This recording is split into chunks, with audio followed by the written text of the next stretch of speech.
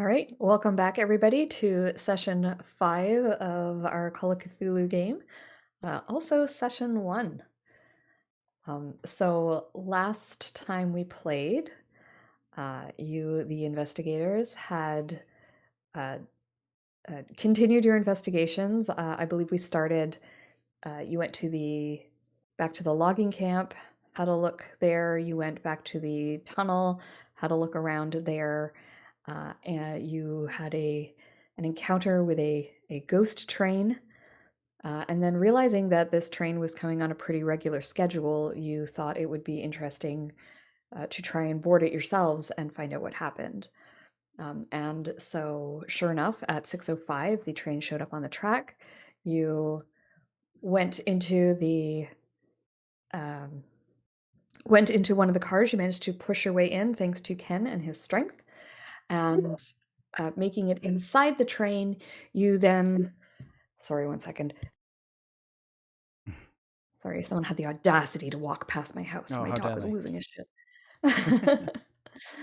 um, Yeah, you got on the train and you saw some people there. You had some interactions. Mostly, the people weren't really able to interact with you. There was a woman who was sort of repeating her gestures over and over again. She seemed to be stuck in some kind of loop, and she was throwing something out the window of the train. And you realized that it was actually the program from um, that had been discovered just outside of the Taft Tunnel. And that was when you realized that um, these items were being interacted with, and that was probably why you were had found them outside. You also interacted with a person who was able to kind of break out of it and talk to you very briefly, and he told you he had seen you before. Then you went and found the doll that had been thrown out the window, and you found that there was um, the metal piece hadn't yet been put inside the doll, and when Terrance took it out and looked at it, you realized what it was the connector for the train, and that your plan had been to separate the passenger cars from the engine, and it seemed like you were trying to tell yourselves that that plan hadn't worked, and that was when you realized that you had sort of been on the train yourselves in the part of this loop in a way. And you decided to throw a couple of the boxes that were listed on the passenger manifest. You found that there was a snake statue and some folios inside of these two crates, and you thought that they might be your best bet of finding out what was going on. So you threw them off the train. And then we ended the session with you guys stepping off the train and basically re entering the loop from the very beginning. And that is where we are going to start today. And I am going to ring you. Sorry, I'm just opening up some notes here. Should have done that before, but this is my level of organization today.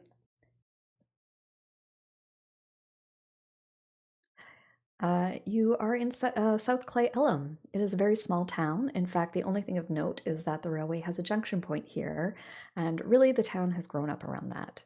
It's the major reason that the town is here, and most of the people in this town work for the railway or are adjacent to it in some way. There's a boarding house where the three of you would be staying. You would be told who you're expecting, that you're going to be working with two other gatekeepers, but you probably don't know much more than that. Terrance and Professor Gray arrive first and greet one another warmly. Just as the two of you are walking upstairs to get unpacked, Ken walks in.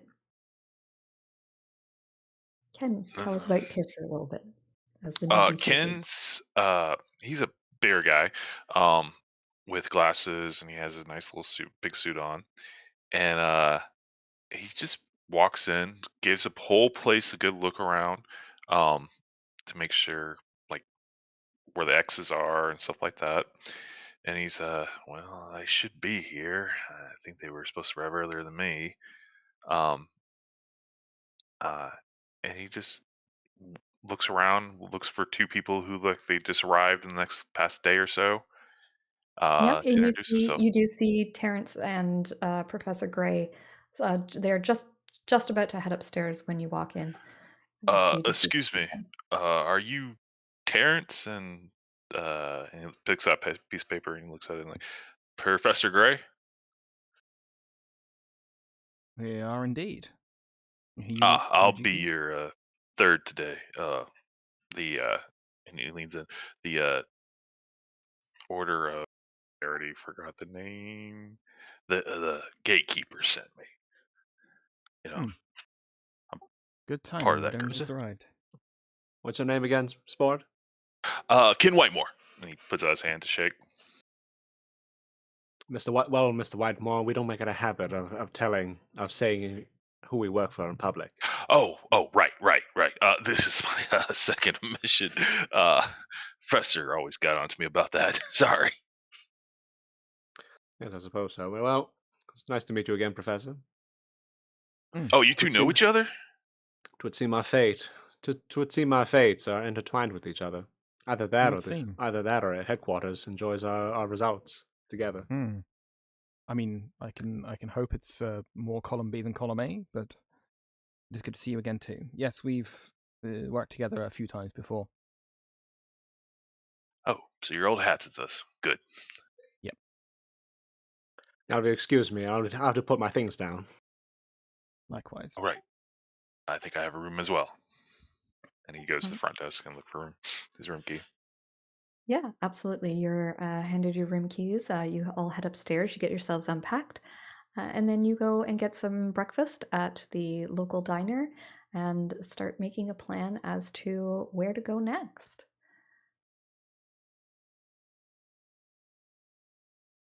So, where do you go next? Um, Um. we're hmm. if I remember our letter we got from the thing, uh, we're investigating a train going missing, right? Yes, Pulls you've out seen some that, eh? papers. Yeah. Yes, number 47. It's probably just bandits or something like that.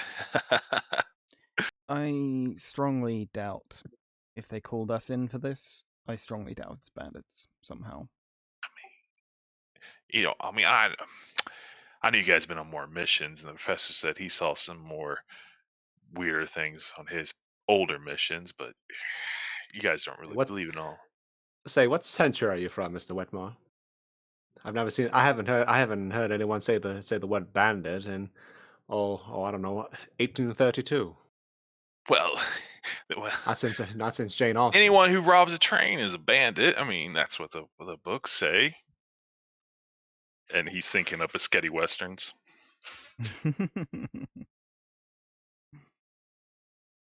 I mean, Hmm.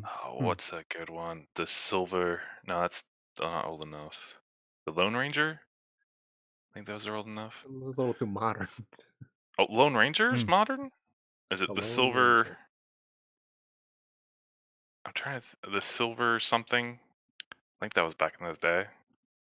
1933 first appearance. You're way off. Oh, That 1933. Dang. was a radio play. I know there were Just books. It's 26 right. It's 26 right now. Spot. 26, yeah. I'm a little off. Sorry. Hmm. Well, I Well, suppose going to the police would probably be our best bet if they collected any evidence. Yeah, that maybe, or the mayor. or the train, Depot the the train depot. Yes, people. see what they have. Well, that's a good place to start. Truth be told, I don't care much for the mayor. I doubt he would share any information that would be useful to us. Probably An not. image to uphold, after all. Hmm. Well, ain't this a railroad town? At least that's what I thought. Wouldn't the mayor be part of the railroad then? They usually like to have their fingers in the pie, if you know what I mean.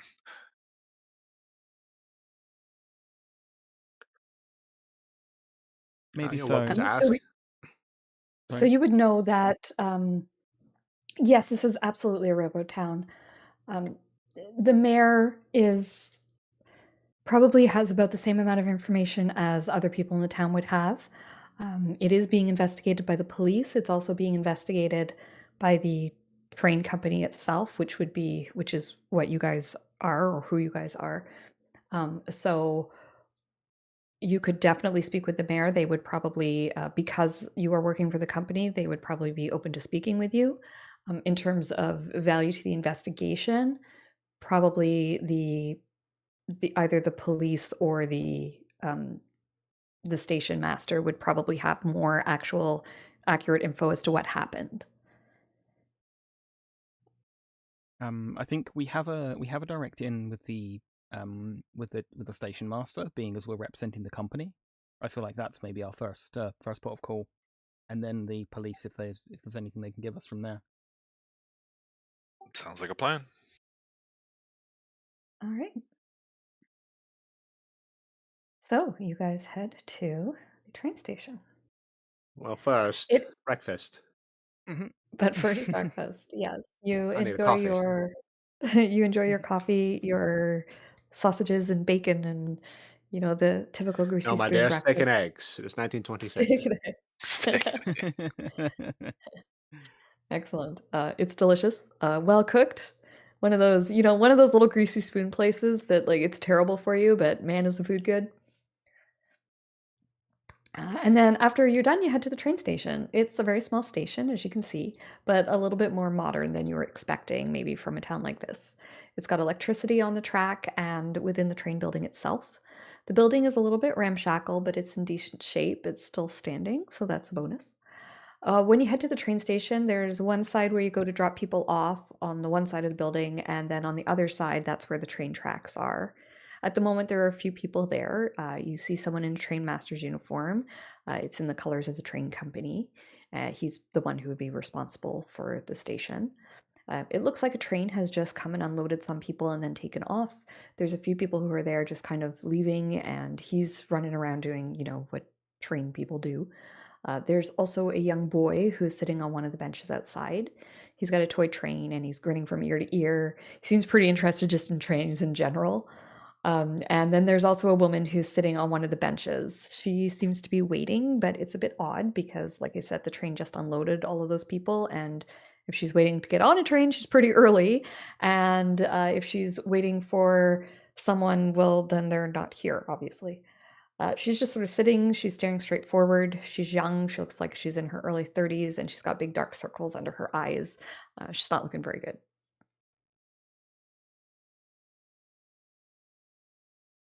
I approach her. Okay, you walk over to the woman. She doesn't really seem to register you at first. She's sort of staring straight forward, but she's got that kind of blank look in her eyes where she's staring through you rather than looking at you. Excuse me, miss. Oh, yes. Are you all right? You look rather Now, don't take this the wrong way, but you look quite ragged. Oh, no, I was waiting for my husband. I was hoping he would be on this train, but I guess he must be on the next one. Hmm. Well, wish. Well, I hope you arrive soon then. Uh, Thank you. And then she pauses for a moment and she looks at you, Ken, and she says, Do I know you? Unless you've been to Pittsburgh? Yeah, Pittsburgh. I doubt it. Oh, I thought I had my mistake. You just remind me of someone. My apologies. That happens sometimes. No worries. I hope your gentleman shows up soon. Oh, Thank wait. you. I'm sure he's on the next train. Hey, do you know where the station master is at this time? I suppose he's inside. Cheers. She sort of gives you a nod and then goes back out to staring along the train tracks. Um, do you go inside the building? A knock. Yeah. Yeah, it's got like open doors. You can just go on in. It's just like the interior part of the train station building. You head on in and you see the station master. He's sort of running around doing train people things, kind of like cleaning up and dealing with bags that have come off the train and that kind of thing. Let him work a little bit. Just be Okay. polite. Yeah, he seems to notice you as you're waiting, and he says, "Hello, can I help you? Are you looking to buy a ticket?" There's pricing on the wall just over there. The trains depart. The schedule is over on that side. Unfortunately, not. We're here to investigate. What is it? Train 47. Oh, yes, yes, I received the telegram. I'm sorry. Yes, I didn't realize you would be here so soon. Um, uh, uh, please come with me. And he seems a little bit awkward, but if that's because he's embarrassed and he didn't know who you are, or if it's for some other reason you're not sure. But he brings you into a small office. There are not enough chairs for everybody, so he zips out of the room. Seems like he's gone to a lunchroom or something, and he goes and he drags two chairs back in with him and puts them down so there's enough chairs for you. And then he sort of sits down himself and says, please have a seat, and I'll be happy to answer any questions that you have." Ken stays standing and Okay. always keep an eye out. Well, the first question you could answer for us is whether or not you have the passenger manifest for that day. Yes, I do. I have it here. And he pulls up the passenger manifest and hands it to you. That is everyone that is on the train. Or was on the train, or I don't know.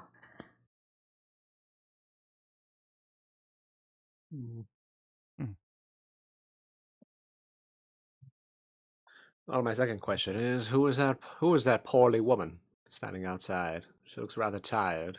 I don't suppose she Oh, lives at the train station. no, that's Sarah Brandt. Her husband was one of the people who was missing on the train. She's been waiting for him, poor woman.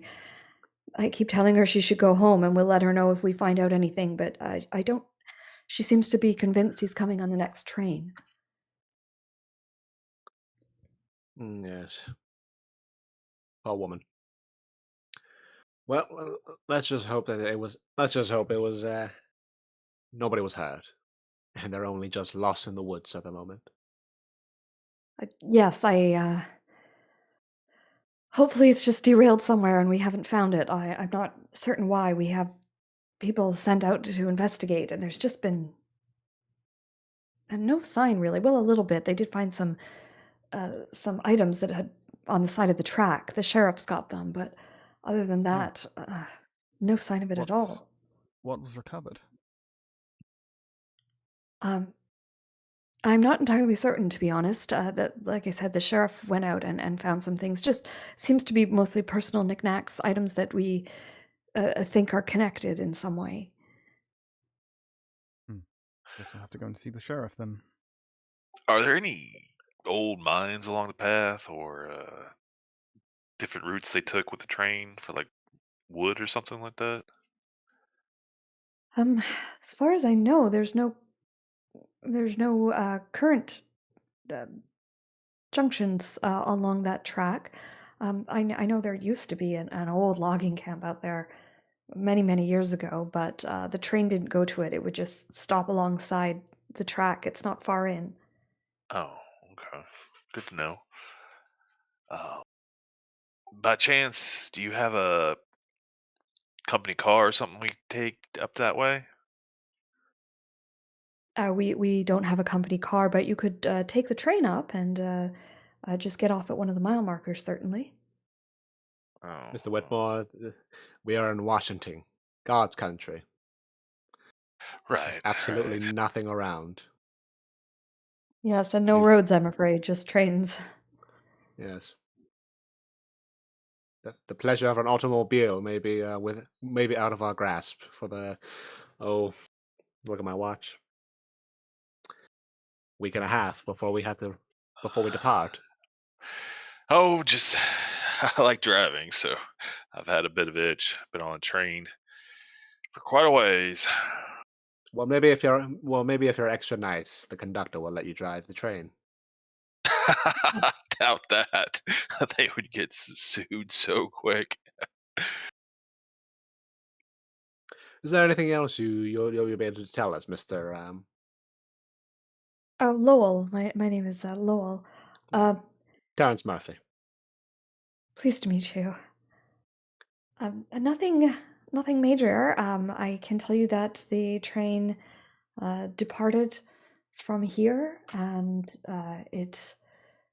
it came a little bit earlier than we would normally come, and so it stayed here. It left the station at 6:05, and it never arrived at Kittitas. That was the last we heard of it. Um, just we don't know what has happened to it since then. We don't know if it made it through the Taft Tunnel or not. The items that were located were all located on this side of the tunnel. I don't suppose, not to insult your train company and its standards, but you don't suppose Train 47 had some sort of malfunctions beforehand? Not exactly up to snuff? I can tell you that the train was in good shape when it left here. Uh, it was fine when it left our station, and if something happened further down the road, unfortunately, that is not this station's responsibility. It seemed fine when it left. Did you speak to the driver at all, or the conductor, when it was here briefly? No, there was no need. We just none of the passengers. Uh, we had some passengers get on. No one disembarked. So it was just a simple allowing a few passengers on the train, and that was the end of it. In fact, I think it was only one, just Mr. Brandt. Hmm. Have we Nothing like this has established? happened in the. Hmm.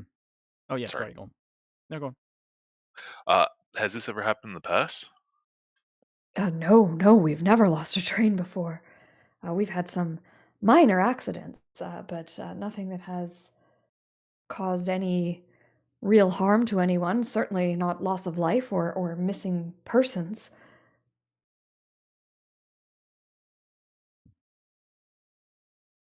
Well then, Good I to don't know see we that. should be wasting any more of your time, Mr. Lowell. Hmm. We appreciate all the information you can give us. Well, I'm very happy to help. If you ever have any more questions, you know where to find me. Well, if you find out anything new, we shall be staying at the nearby lodgings. Very well, thank you. Did we establish with him, like, have we learnt this time round that that's Mrs. Brandt waiting outside? Mhm. I'm okay. It can be assumed, I would think. I didn't catch Oh, whether yeah, or she not did say. because I He did say that she okay was waiting for her husband. Yes, she did okay say it was Mrs. okay. Brandt.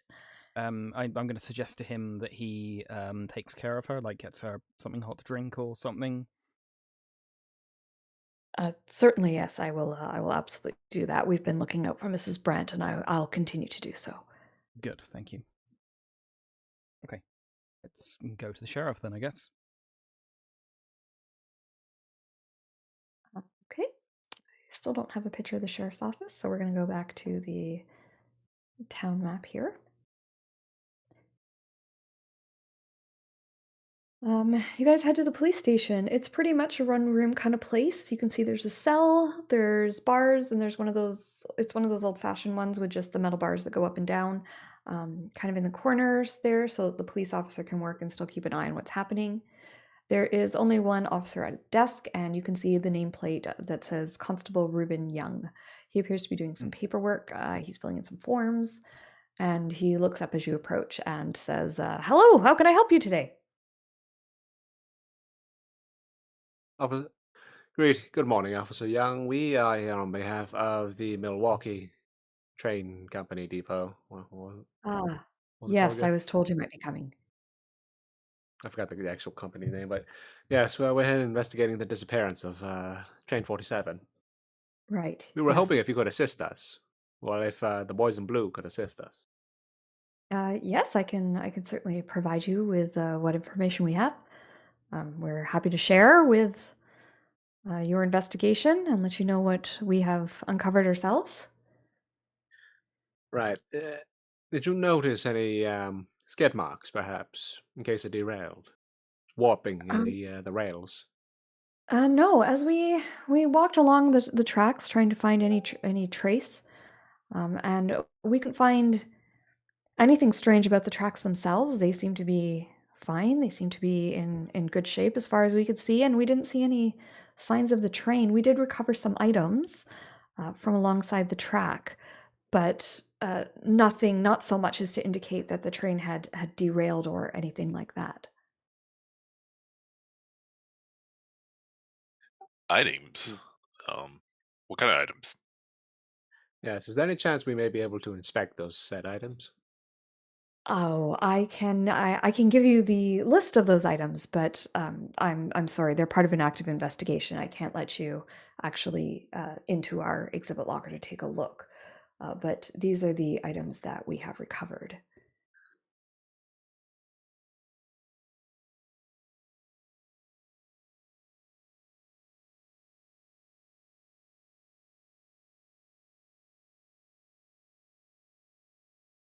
Hmm.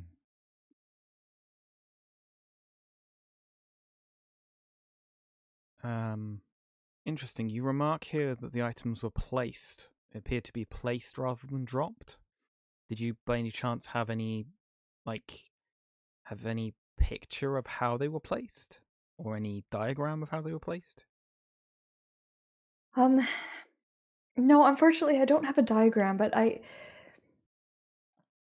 don't know if placed is quite the right word. More that they seemed it seemed deliberate in some way, as though someone was, I don't know, perhaps trying to send a message. The items were spaced out. They it didn't seem like, for example, it didn't seem like the train had shaken and items had just flown out of it. It seems as though they were placed at intervals, and it seemed purposeful. Hmm. Could it been robbers? And people are like throwing stuff out to, I don't know. Going through people's belongings? It's Yeah. possible that they could have been thrown out of the train to be saved. Uh, we really don't know. We don't know very much at all. Without any other sign of the train, we really just have a series of items that were left by the side of the tracks.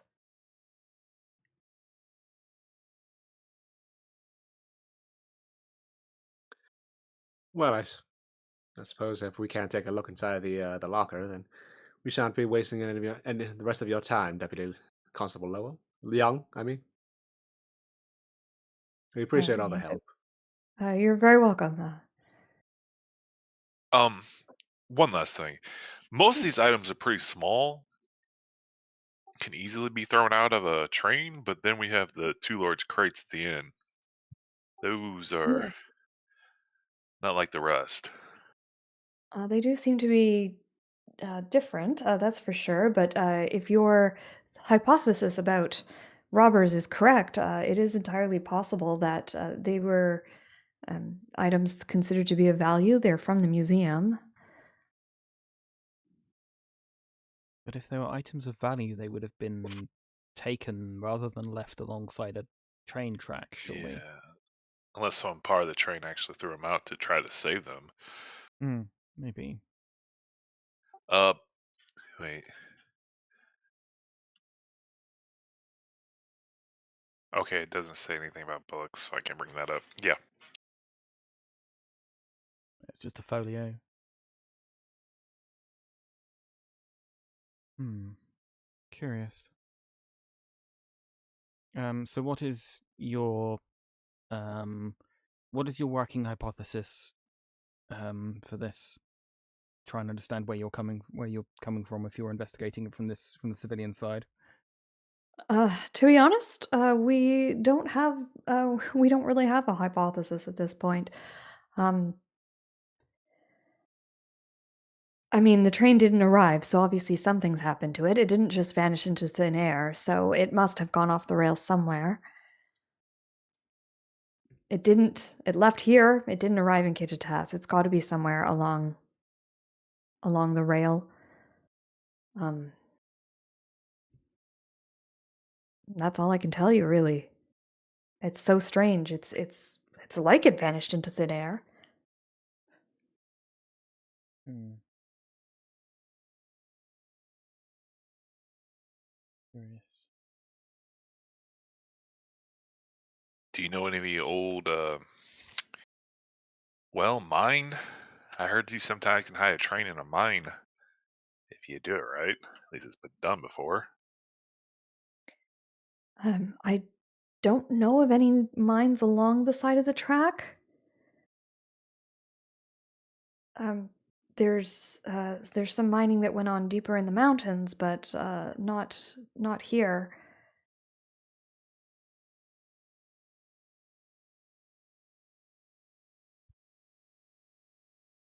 Hmm. I guess the only other thing we can do is take a look for ourselves. Yeah, if you could certainly head out that way.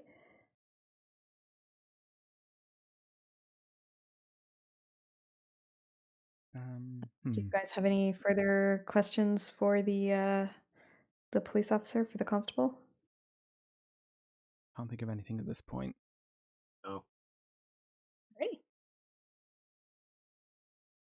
So with that, you guys head out. It's getting later in the day at this point, and if you are interested in heading um, to the Taft Tunnel, that would be something that you could do first thing in the morning. You could make the arrangements as players. Obviously, you guys know Hmm. Yep. the role at this point. I appreciate the buy-in with the characters not knowing stuff. You guys are awesome. Um, but yeah, so you have the I guess the next day, if you wish, you can head to the train tracks. I don't want to obviously replay the Mhm. sections of the game that we have Hmm. already played, so I'm more than happy to kind of move us along to the next kind of event, quote unquote. Yeah. I'm not going to make you guys roll to find the logging camp again and that kind of thing. That's kind of boring. We've done that already. Okay.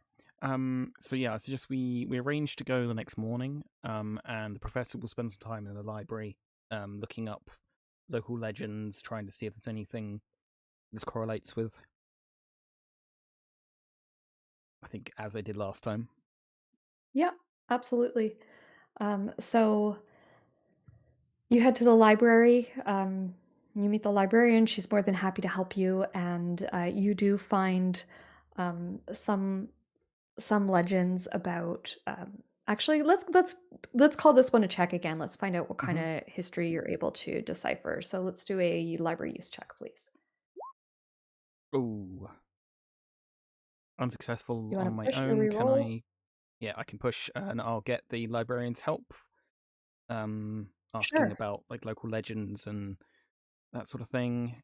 Come on, you're kidding me. I am Oh banned from that library. dear. That's the first 100. Hmm. um, what is going to be your consequence?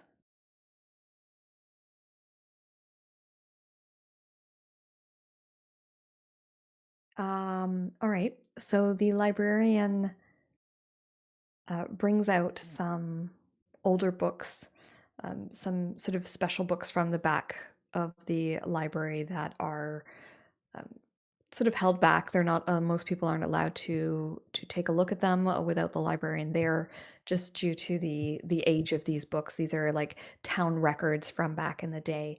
They look pretty promising.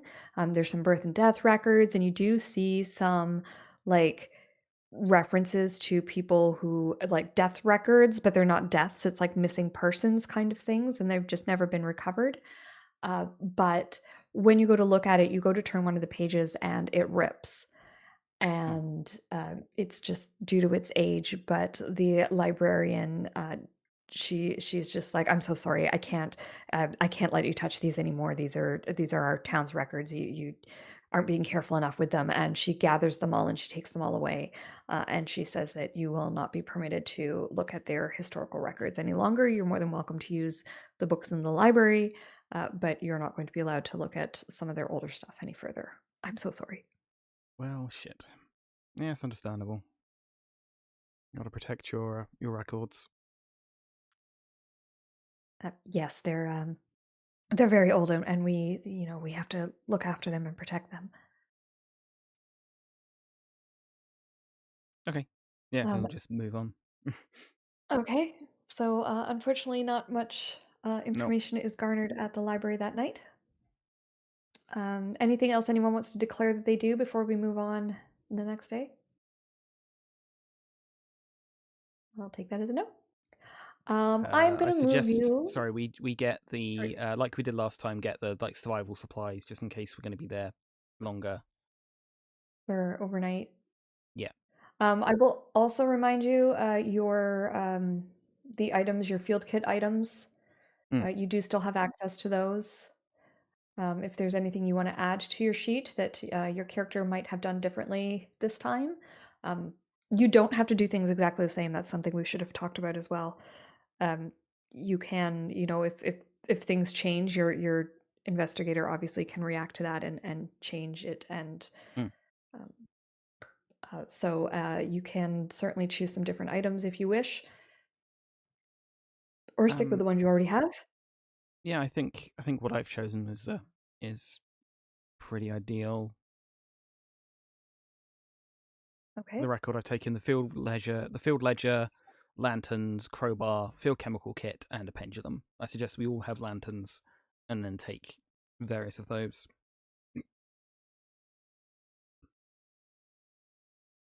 Okay. Sounds good to me. Anything else anyone wants to declare or do? Nope. Alrighty. The next day, you take the train Hmm. and you end up at you're let off just at the Taft Tunnel, or just before it. Once again, you are given or once again, for the first time, Mm. you're given a red rag to tie around one of the tree branches to indicate that you're ready to be picked up. And you start doing your investigations along the tracks. It's up to you if you want to go into the tunnel, if you want to investigate the tracks, or if you want to go to the logging camp. How would you guys like to proceed? So, you guys want to go down the tunnel first? Check around the track. I remember the man said there was a logging cabin near here. I think. I'd like to see the logging camp, but maybe check along the tracks to see if there's anything else that was dropped that they didn't see, and then go to Yeah. the logging camp. All right. How about you two go along the tracks, and I'll go in out of the forest and see if I can see the logging camp. Uh, Anything else deeper in, a little deeper in. Yeah, worth a try. Okay. Let's get some checks here, just to see what you discover this time. So Professor Gray and Terrance, you guys are both going to kind of walk along the tracks, and then Yeah. Ken's going to go in and out of the forest, same as what happened last time. Hmm. So I guess Professor Gray and Terrance, are you guys looking for anything specific, or are you just kind of looking to see if you spot anything unusual? I'm looking for anything else that might have been dropped from the train, like anything Okay, else they might have missed, any other signs. sure. Yeah. I'm gonna look along the trees, the rails, anything that might be like signs from our previous escapades. You know how things are. Okay, sure. So let's get a nature or tracking check. I think there's a tracking check from Terrance, please. Professor Gray, you can do a spot hidden check. Okay. Spot E. So I want to say Nice. I'm looking for like symbols. It's like last time. You're looking for what, sorry? Symbols like the first go around. Right. Okay.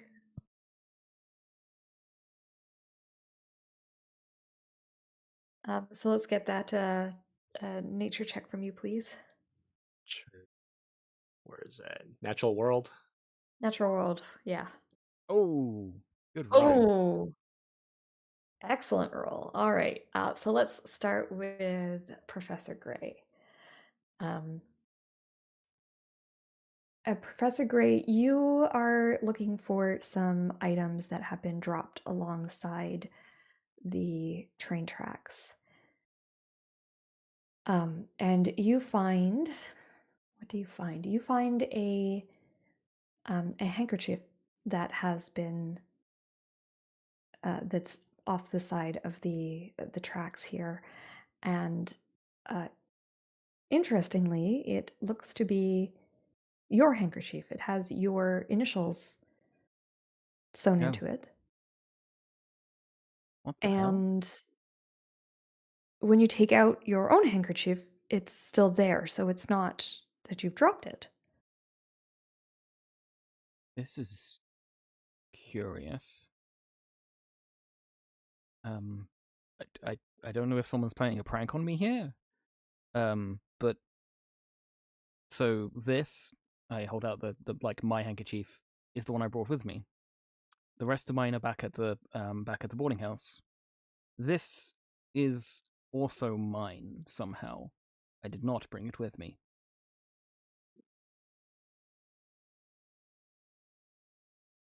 I don't understand. I very much haven't been here before.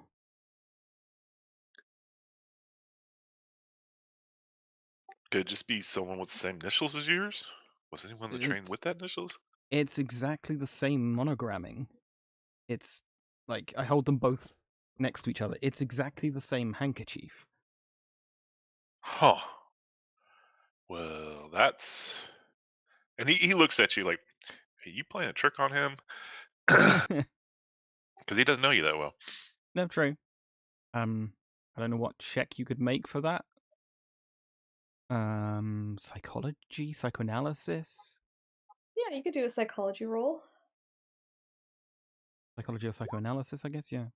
Oh, Um, yeah, he's like, well, I'll take your word for it. I mean, if you say that's yours, then that, well, must have been yours.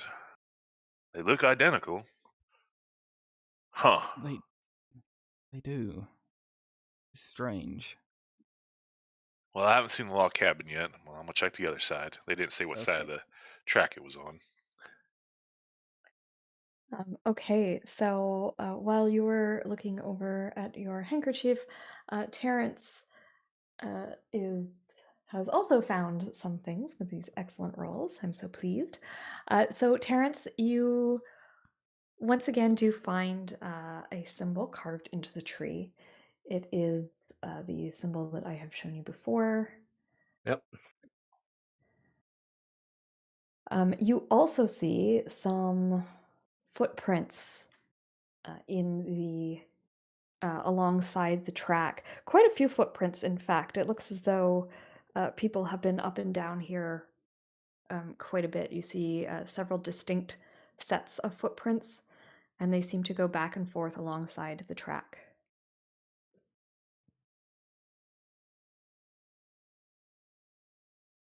Right. I will say, Professor, I Mm-hmm. might have found something. Okay. I put the like handkerchiefs away and come over and have a look. I show him the symbol as I Oh. sketch Okay. it on my little notepad. Hmm. Seems to Say, be did you like want to a take a photo of it seems to or? be a snake of some sort. Hmm. An Ouroboros of a legend. Does seem to fit that. I suppose those are rails at the very bottom of it. Yes, or it's segmented either way. Train, maybe?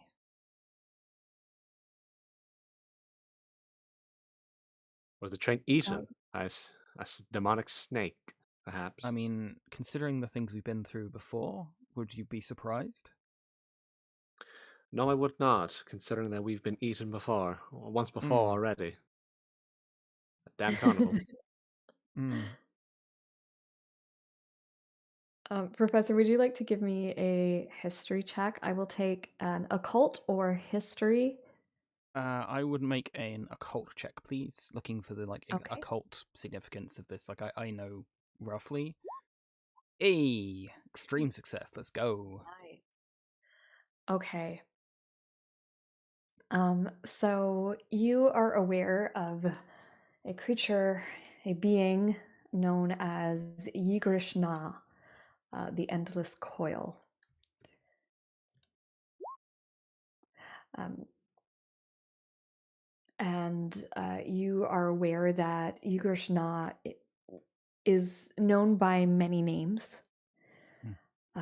It has been worshipped since the beginning of time, basically.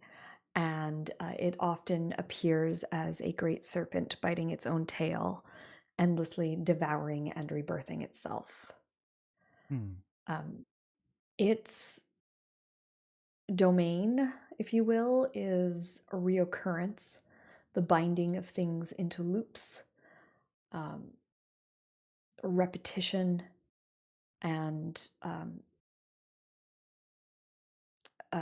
you often would see its worshippers would paint spirals and just anything that sort of like recycles around Mhm. and around. And this seems to be a bastardization of that symbol. Mhm. And I am going to need sanity checks from both Terrance and Professor Gray, please, as you examine this symbol. Okay. Okay.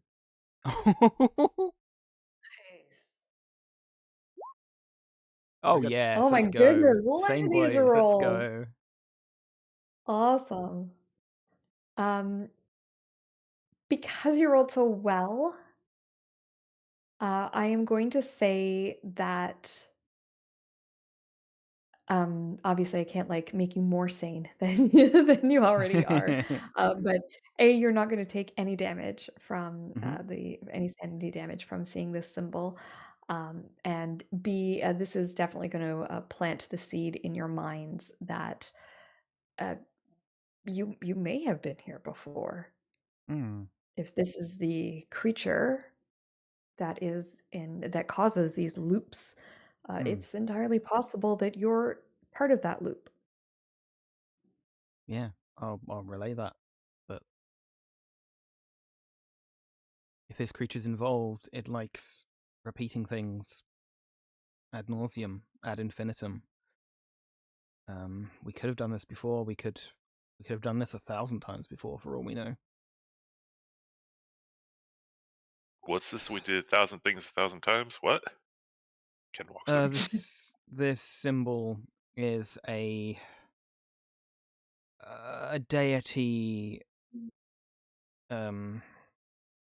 a ancient deity of, how do I put it? The repetition, the cycle of things. There are legends of it putting people into time loops of things repeating again and again and again until they find their way Huh. out of it. A And time loop. since I've found this, holds up the two handkerchiefs. I know that's not a lot of evidence, but it's start of Wait, something, perhaps. are you saying you went back in time? That thing went back in time? Or I forward in think that time? that thing makes a mockery of causality. We could have been here 100 times, 1,000 times, 1,000,000 times. Ken looks around. I don't recognize this place. Me neither. No, that's not to say that we would have a recollection of these, that we would necessarily have a recollection of these events. Huh. Well, whatever the case, I hope we solve it, as I do not Yes. prefer to be stuck in Washington for the rest of my life. Likewise. All right. And with that disturbing thought, you go back to your investigations. Ken, let's get a A spot hidden, or no, let's call this nature, please. Hang on, let me. Natural world. Natural world. That's the one I'm looking for. Or tracking. Oof. There's also a track skill. You can give me that if you'd prefer. They're both the same. Okay. Oh. Yeah, I'm not gonna push that or anything. Okay. So you do find the logging camp. That's sort of a given. You do stumble upon it, but that's all you find. um, you see a sort of a sign that says Whitman Logging Camp, and yeah, I've described it to you in the past. It's this. I'll bring it up on the map here for you. There's the ruins of a building. One wall is still partially standing. Everything else is pretty much just, imprints on the ground, really. But it is there.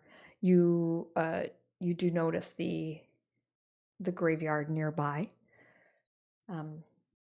What do you do when you find it? Oh, I forgot to take a picture of the symbol, and I'm going to take a picture of this dilapidated building. Sure. So I assume, Ken, you let the others know that this is here? Yeah, he'll go back. He went through some terrible brush and took him a little bit longer than he had planned to find it. I think I found the logging camp, or at least some kind of building back here. And he'll lean into it. Okay. Yeah, we'll have a look. Okay. As you guys approach the logging camp, Ken, you are attacked. The attacker is a scrawny man. He's quite old. He looks to be in about his 70s. He's wearing clothes that were once nice, almost business attire, but are now tattered and or ripped and torn. And you don't see him as he comes flying out towards you. So you cannot attack back this round, but you can try and dodge.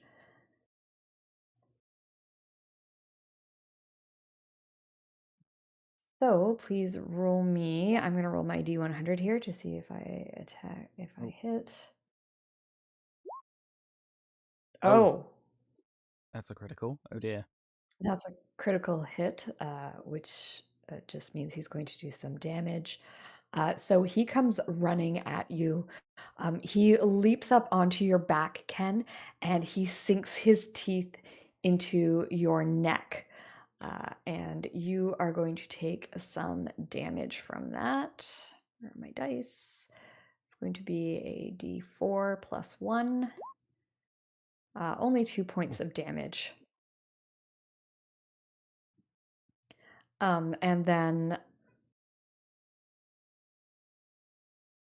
I guess I forget how you do this. Do you roll initiative?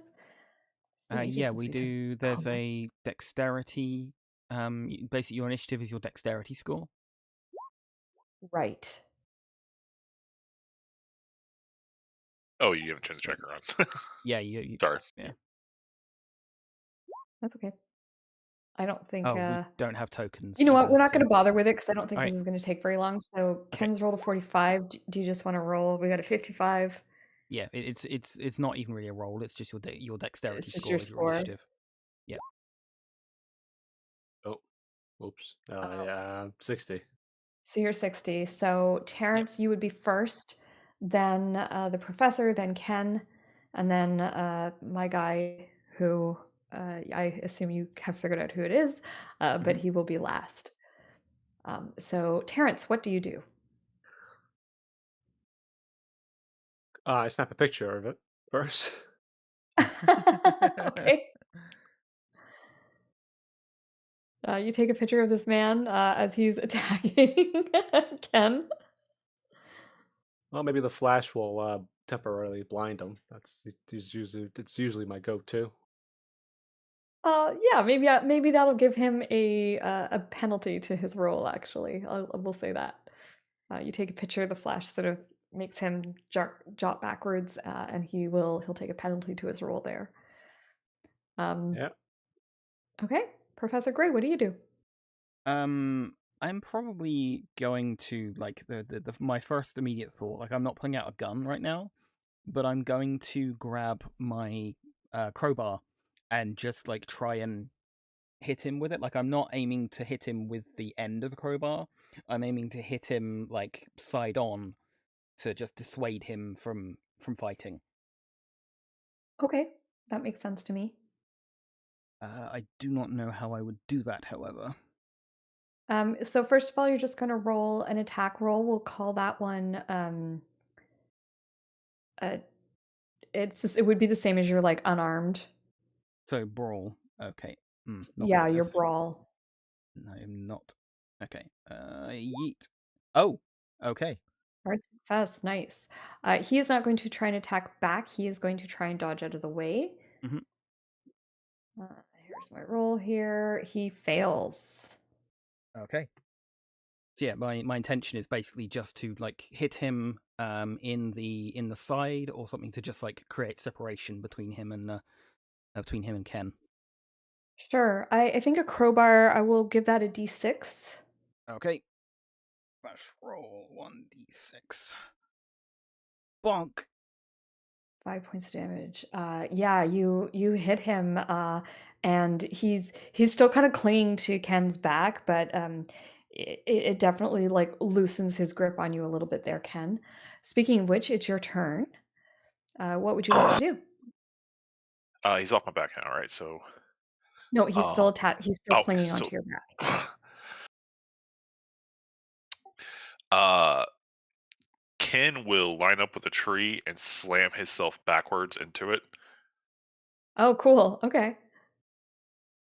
So just brawl, I guess, for the roll. Yeah, And let's just call it a brawl. Oh. I'm gonna push that. Instead of slamming against a tree, he jumps backwards and lands on his back, Okay. or attempts to. Is that a good push? Okay, yeah. Yeah, that absolutely makes sense. If you fail, you're going to take some damage, but you rolled really well there. Let me see what I am rolling here. Oh, I failed hard. Yeah, you kind of like go for a tree and there's nothing there, and so you just drop backwards basically, um, and it knocks all of the wind out of this old man. He lets go of your back. You can roll me your brawl damage if you like. Uh, I don't really have a brawl damage. No, I I don't know don't what that either. is. Let's call it a D4.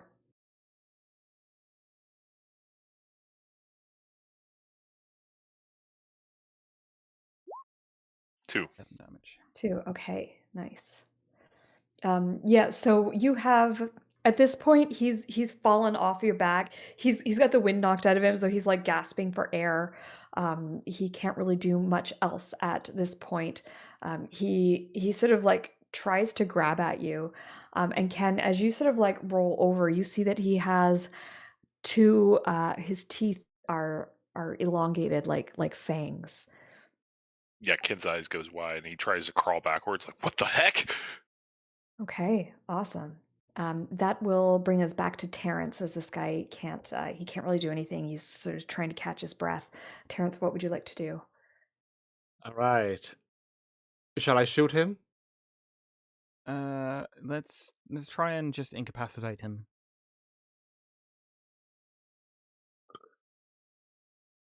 Well, I don't have anything to do that with, so I'll snap another photo right in his face. Okay, okay, you get another photo of his face. Get a Are little you bit writing these ones closer. down And again for me? what's that? Are you writing the pictures down for me again? No, because they're the same. It's the same shit as the session 2 ones. Okay, cool. Awesome. Um, all right. So you take a picture close up of his face. Yeah, This time he's got fangs. with his hopefully I can't. Hopefully the flash gets in his eyes. Yeah, I would. I think that's definitely likely. Yep, gentlemen, have at him. All right, Professor Gray. Swinging with the flat of the crowbar again, looking to knock him out. Okay. No. That's fine. Yeah, so that's gonna miss him. You Mhm. you try, but he just like he rolls on the ground, and your crowbar just hits the ground instead. Ken. Ken, a little angry, a little freaked out, and the professor's saying, "Don't kill it." He will reach in his pocket and pull out his blackjack and just clock him over the face. Okay, go ahead and give me a roll. Hard success, nice.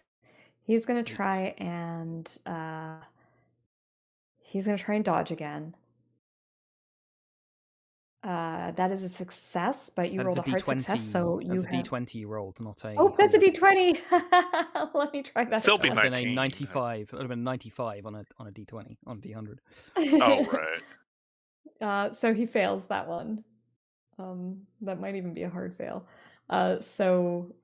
Yes, you can go ahead and roll me some damage there. It's already in there. Or it's already in Sorry, there. It's 8. 8. Awesome. Yeah, that is enough. You clock him, and that is enough. He is on the ground unconscious.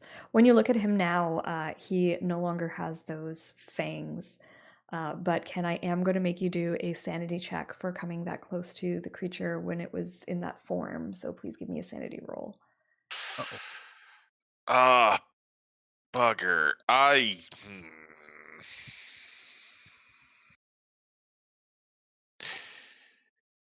What happens if I push it? Can I push it? You can't, I don't think.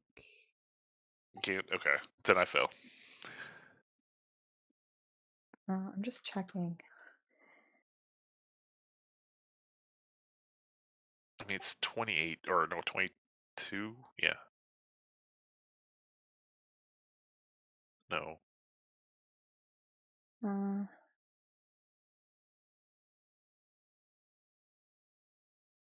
Violence and sanity rolls, purple complex. That's not what I wanted. Okay, word. Yeah, I don't think you can. So you will take 1d4 sanity damage from that. Only one.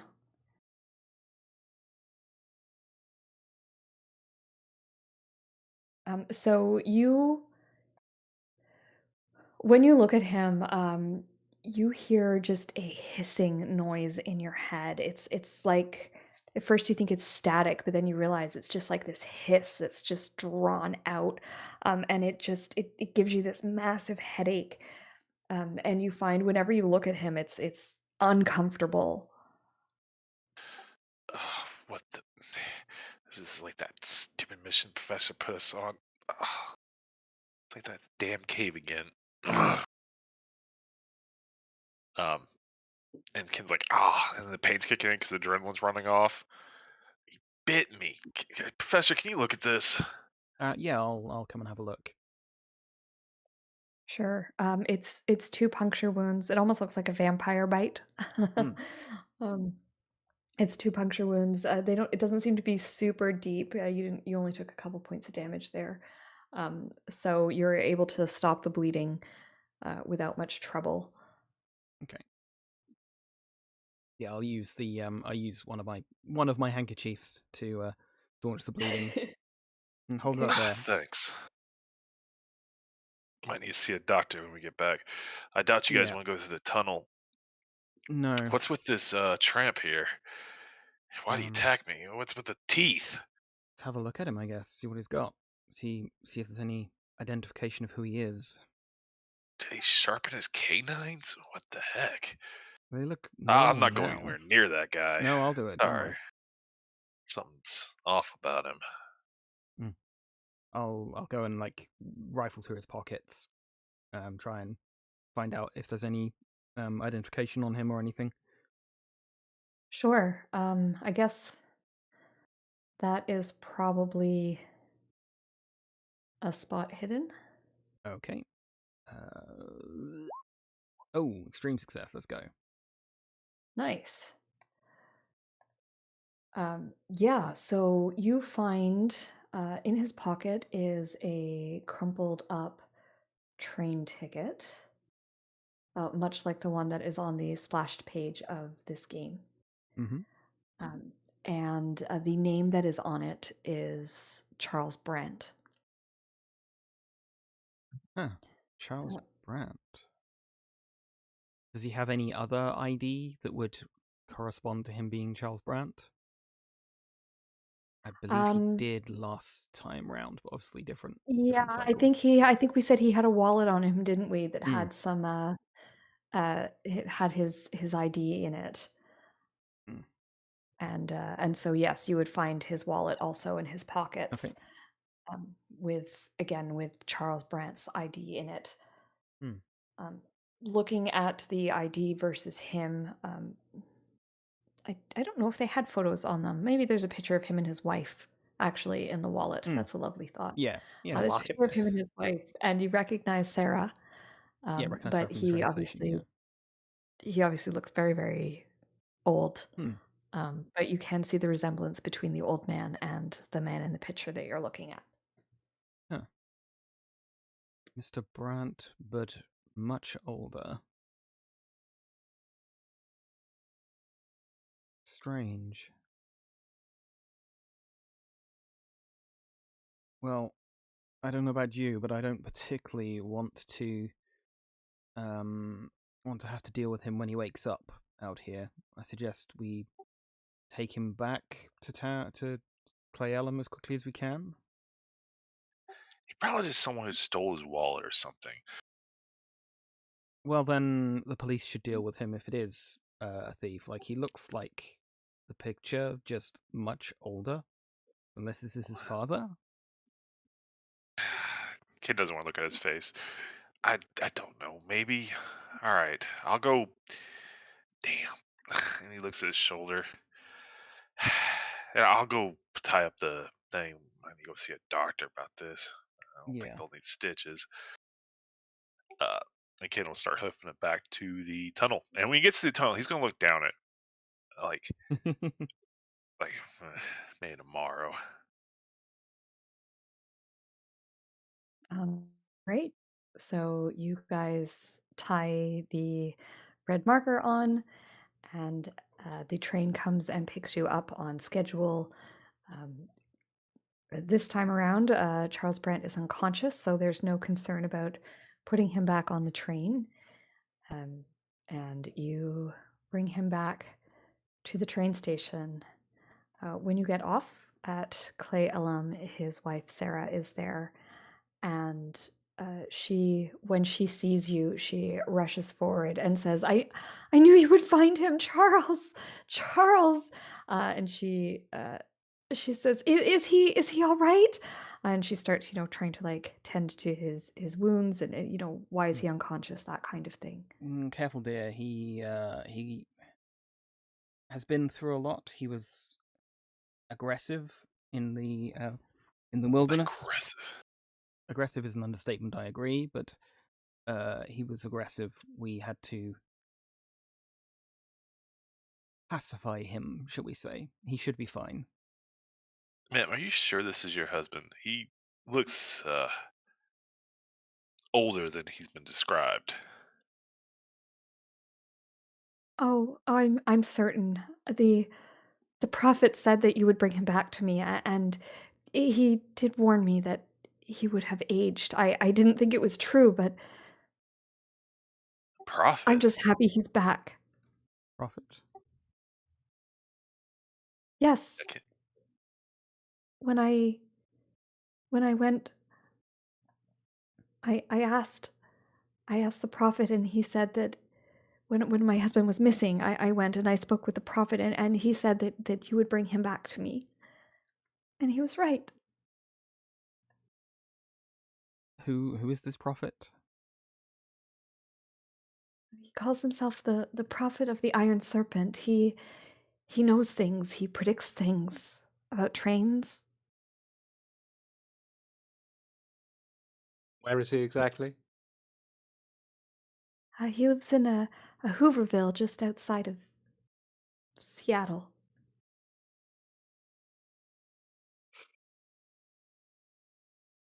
And he Oh, I knew was. all about this. Curious.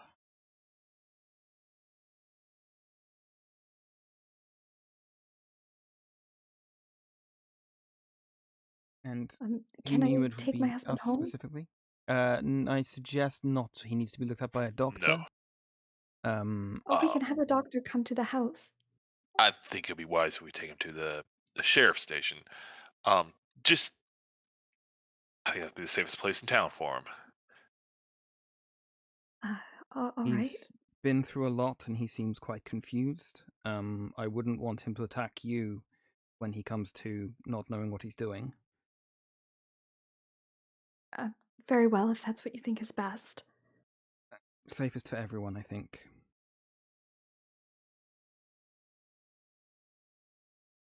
Okay. So you bring Charles to the sheriff's station, sheriff's building. And the sheriff, upon seeing Charles Brandt, is thrilled.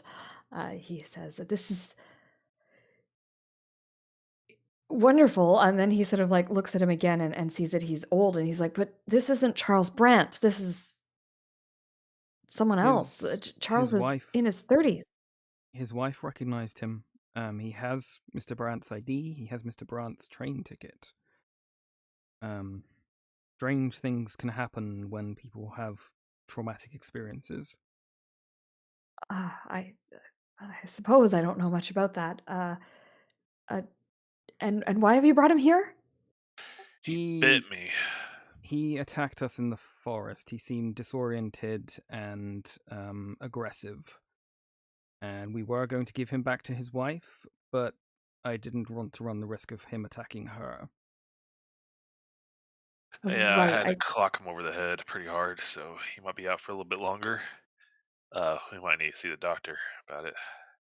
As will my colleague. Yeah, I might need Right. some stitches. So I imagine I'll there's some blood staining his shirt and all that. Yeah, I would think so. I'll call the doctor and we can set him up in the cell then. I'll get the cot. He puts like a cot out and you Hmm. can lay Charles down. It's a jail cell, but he does his best to make it comfortable for him, and then closing the door so that he doesn't attack anyone if he comes to. Um, Sarah wants to be in there with him, but if he's as dangerous as the sheriff's opinion is that if he's as dangerous as he seems to be, then she has to stay outside, and so she sort of like sits by the bars and talks to Charles and sort of says, like, "I'm here, darling. I'll look after you. You're going to be just fine," and that kind of thing. He's not awake. He's still unconscious. But she just speaks softly to him, and it's not very long before the doctor shows up. He goes in. He obviously takes a look at Charles first, and Charles revives, and let's see what he revives like. He revives and he is confused. He sort of wakes up and he sees his wife Sarah, and she just goes rushing into the room. The doctor's got the door open while he's doing his examination, and uh, the doctor kind of like has a little look over, and then he comes out to speak with you as Sarah and Charles sort of sit together. She's holding his hand, and he's just very weak. And the doctor says, "Would you like me to take a look at your neck as well, there, sir?" Oh yes. His canines, they got me good. And he looks at the 2 points. Think I need some stitches? He takes a look and he says, "It looks like a snake bite. I don't think this is from Charles." Believe It me, was from it's what I his. Twice. saw. Doctor, It was. maybe best to physically restrain Charles, confine him to bed. He sort of looks over at him. He looks fine. He's Wait till he opens his lying there. mouth. He's confused, but Seems okay, and all this time he's looking at you, Ken, and he says, "I don't think you need stitches. You've done a good job of patching it up. Just keep it clean. And if it starts to get red or swollen, then we'll come back and see me, and we'll give you some antibiotics. Actually, we probably assigned you some antibiotics for it." Uh, and then he goes back into and takes a look at Charles's teeth, and Charles's teeth are normal. And he says, "Look, his teeth are normal. They're not fangs. I think you were bitten by something else." No, I had to hit him with a with the flat end of a crowbar to get him off. It was definitely him. There was no other creature. Also, we are about 2 years before antibiotics. Oh, are So we? Oh, I we are thought we indeed. were like just at the time when they were there. So I Nope. guess no antibiotics for you. You better hope it doesn't get infected. Fleming hasn't done Yeah. his thing yet. Well, Yep. not Fleming. Who was it? It's Fleming. Water 28. and water and spirits. Mm-hmm. Water and spirits. Yeah. Mhm. Probably stings like a Right. bitch. He grunts. He like grunts a little bit. Ain't the first time I've got to. If I knew we were gonna get attacked, I would have brought my own aid kit. The doctor says, "Well, if you're heading back out in those woods, it might be something you might want to consider bringing with you." Yeah. Did your Clint sell any? Or The general store carries some. okay. Just some strong alcohol, I hope.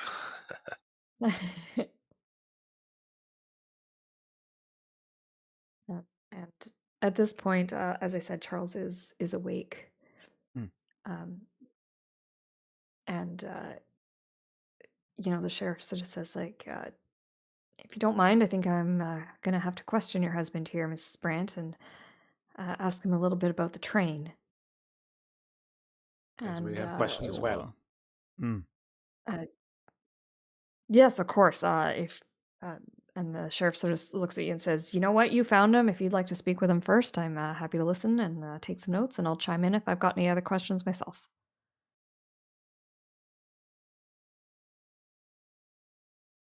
All right, and I'll rattle off the questions I asked last time. What do you remember? What happened, etc. And much like last time, he's confused. He talks about teeth on the tracks again. He talks about being on the train, not being able to get off. Some of it makes a little bit more sense to you this time around, as you've had a pretty early, um, thanks to the professor, you've got an idea that there's some kind of loop going on, and that this serpent is involved. And so some of this stuff is starting to make a little bit more sense this time. Yigirishna, while the name doesn't come up specifically, a lot of the things that he talks about make sense with what the professor has told you.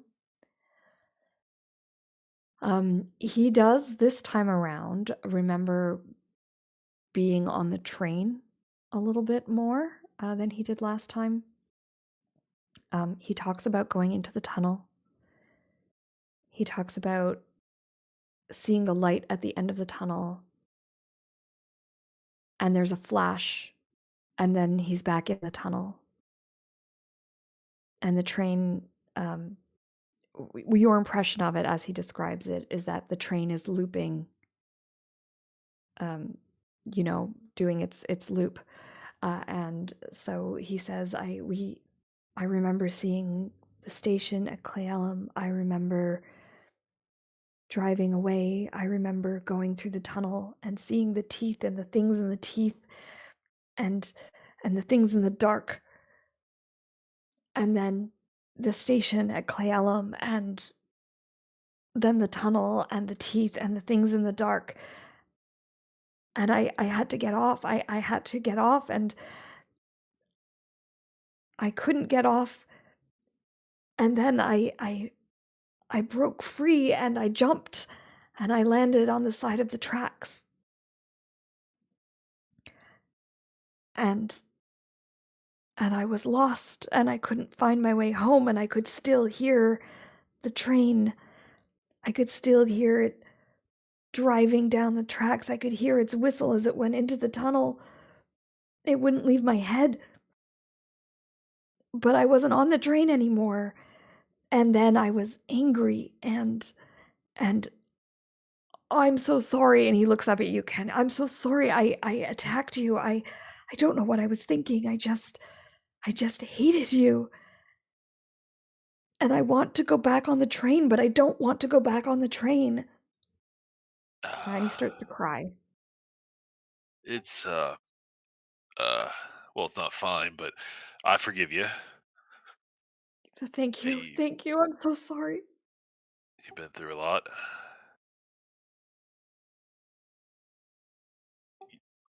You said the track had teeth. Yes and no. Ah, okay, okay.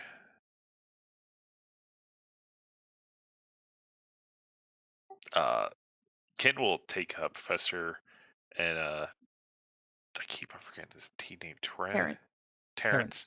off to the side, and he'll look around a little bit, make sure we're out there. I think the whole town's in on it. They're pulling something on us, right? They stole the train somehow. I don't see how. It's I mean, it's either that or this guy is from, well, he's been through what'd you call it, a time time loop. paradox? Time loop. Time loop. Mm-hmm. I believe the whole town's on it before I believe that. I know I that we investigate some weird things, but come on. I think looking at the symbols we found, I think that time manipulation is far more likely than an entire town this size being in on a conspiracy like this. The difficulty of keeping a conspiracy going compounds the more people that are involved in it. And you think we're stuck in this thing, right? I think we're There's also stuck in this thing. there is also no explanation about his teeth, his newly Hmm. formed teeth. Yes, did Not he exactly get a them from movie a prop, is it? Did you get them from a costume shop or? No, Oh, not exactly a and they stage prop. they really felt real. So Mm-hmm. just all right. Then the profit thing. Someone who got out of the time loop. Someone that can see it from the side. Should we go? I think she said he was in a different town, right? I think outskirts of Seattle. I think that's where Yeah. the Hooverville would be. Or should we try going down the tunnel? But if we already tried going down the tunnel, maybe we already did all this. Then we can't say. Wait. Yeah. We need to get in that Edison's locker, right? Mm-hmm. Maybe I mean, one of those items. I don't know. hmm, It's. He said it was really strange how they were spread out, right? Like they were kind of placed, kind of not placed. yes.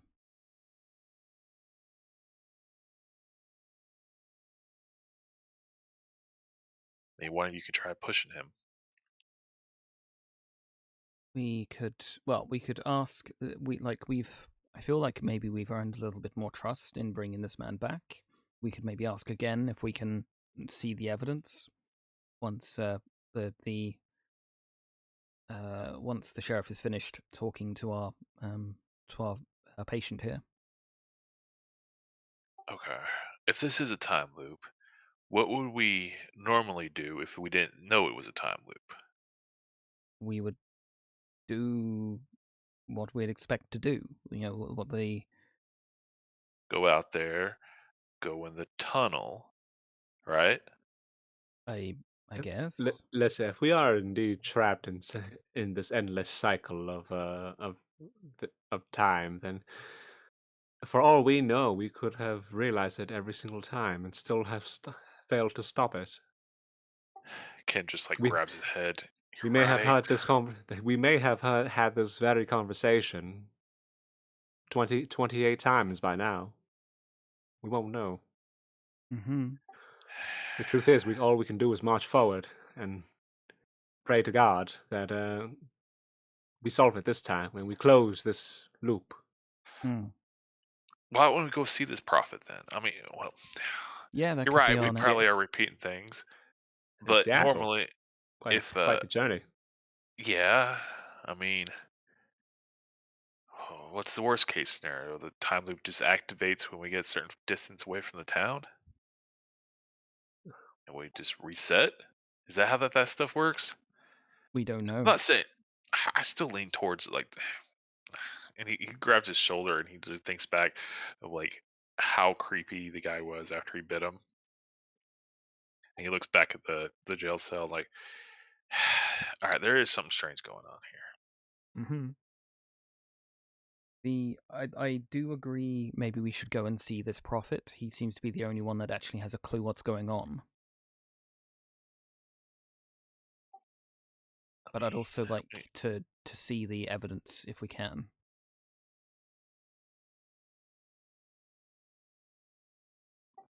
Yeah.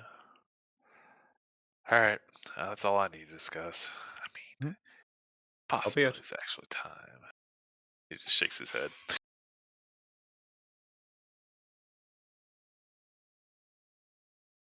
Okay, so I think this is a good point for us to take a break Okay. as we're halfway through the Okay. session. So we will pause things here. We'll take our 10 minutes and we will meet back at, I guess, quarter to the hour, where we will pick up. It sounds like you guys are interested in heading to the Hooverville this time. Yeah. So that is what we will do when we are back. So let's take Okay. 10. Yep. Taking 10. See you soon. See you soon.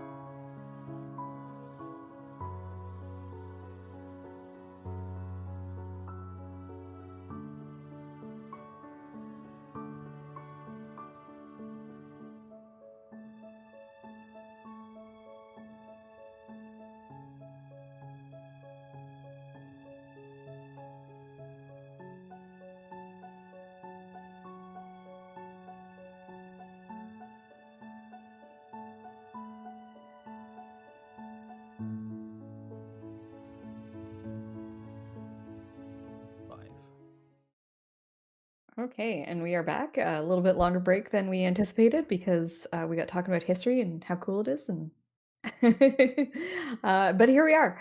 So you guys are currently in the sheriff's office. You have just sort of spoken with Charles Brent, and you had talked about maybe asking the sheriff if there was a possibility that you could see the items um, now that you've gained a little bit of trust. Your other thing that you were talking about doing was heading to the not Hooverville, we have just learned, thanks to Nick, because they didn't come into play until the 30s. Yeah. So a shanty town just outside of Seattle, where this prophet supposedly is hanging out. Oh yeah, because it's not the Great Depression yet. Yeah. Yeah. Yeah. Great Depression is We're until still in the 29. Roaring Twenties, baby. Hey, Yep. we got Who money. was Still good. president yet? Yep. We're shooting money out of cannons. All's good. Shooting at the other Life cannon. is good. It'll last forever, right? Yeah. Oh yeah. Yeah, 100%. Yeah. absolutely. Nothing could possibly go wrong. So what is your plan? Ask the sheriff for permission. Yep. Yep. Okay, so you can go ahead. One of you can make me a persuasion roll. I think persuasion's still a thing, right? Smooth talking, something like that. And you can have a bonus die thanks to the fact that you helped with Charles. Am I rolling it?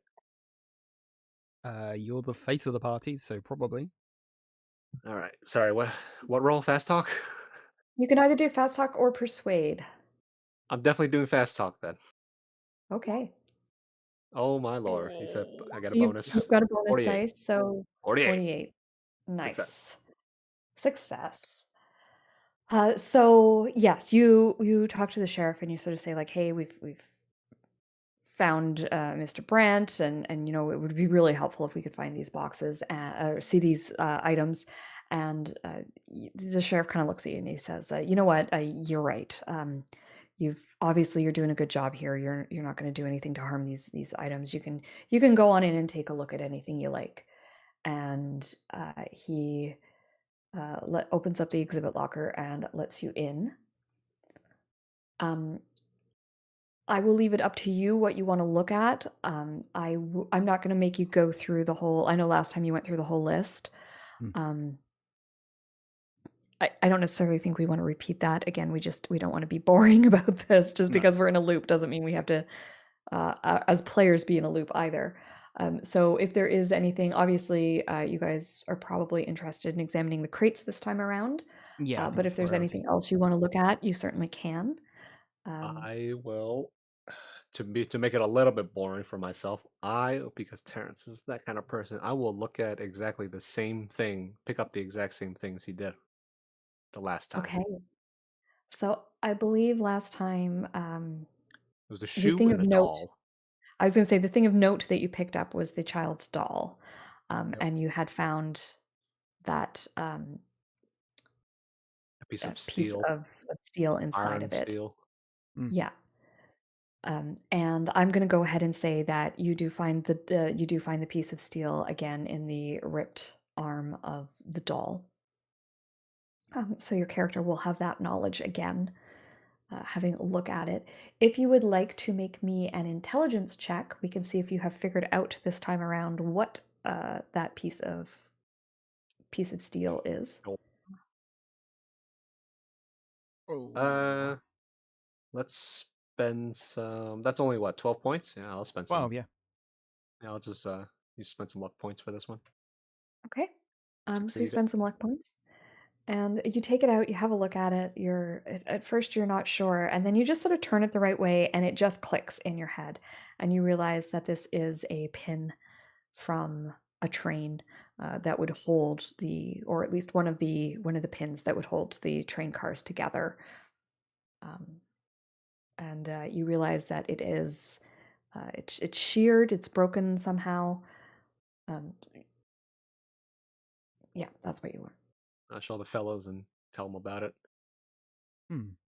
So someone tried to remove the pin and put in a doll? Maybe it's Is a that just an perhaps. extra pin? Perhaps a hint by one of the Hmm. passengers to Hmm. call for us to detach the train, perhaps? Maybe, Oh, sorry, or hold on. This is meta. We don't know if the train, but yeah. perhaps they tried to detach the train, the front car, Hmm. I mean, assuming Mr. Brand has been alive looking this whole time. looking at the way it's shared, though, maybe they weren't able to, or they were able to and it didn't help. Huh. I suppose we'll. Hmm. Can Damn it! I can't make it. We don't know if 47 actually stops by yet. No, we don't. no. No. Ken will pick up the pocket watch I'll just put it and in my breast pocket like last time. Okay. he'll check the time. All right, you pick up the pocket watch. It is still ticking. I think you had picked up the pocket watch last time as well. Yeah. Um, and the hands are going counterclockwise. So while it is ticking backwards. Huh. So the hands do seem to be changing. He'll point at the guys. Look at this. It's pointing. It's winding backwards. Is that more evidence towards your time stuff? Maybe I don't like a mechanism like this doesn't take a lot. Like if it was damaged, usually it would stop. Like you have to be damaged in a very Wait. specific way to be going backwards. Ken leans his head out to the sheriff. Did one of your guys wind this clock? No. Is it still going? It was going when we found it. It's been. And I heard it ticking, but no, we haven't wound it up. Has it been like a couple days since? Yeah. Huh. And he looks at it and he'll try to wind it like he did last time. Because I failed Okay. horribly. Another intelligence check, please. Don't roll double 90s like last time. Oh, I will. That's only 17, right? 17. Yep. Yeah, Yeah. 17. I'll use luck. Okay. You spend some luck points. You wind the clock, and just as you start to wind it, you realize that you need to wind it backwards because the clock is running backwards. And when you wind it backwards, the ticking slows and then stops. And it stops at the time 6:02. It, 6:02. That's it, curious. that's train- not how clocks work, right? Normally, you No. wind them, they tick. This thing stopped when I wind it. Didn't the train leave at 6:05? I wonder why it stopped before the train left.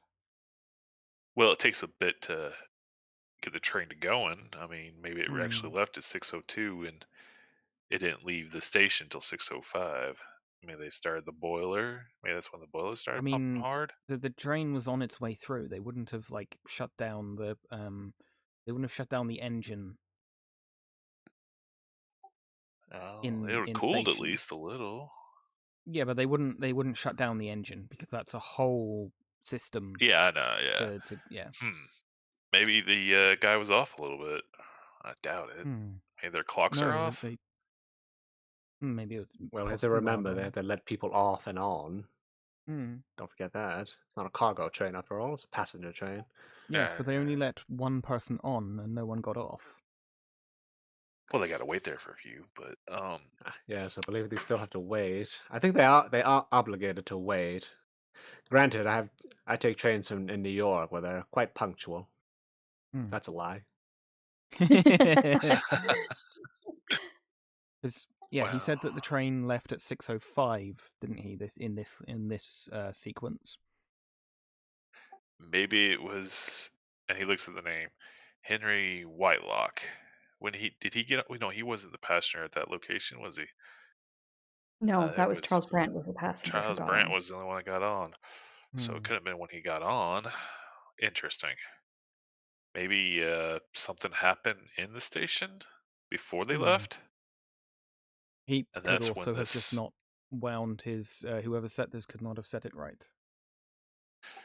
That's possible. Well, we gotta keep this time in mind, don't we?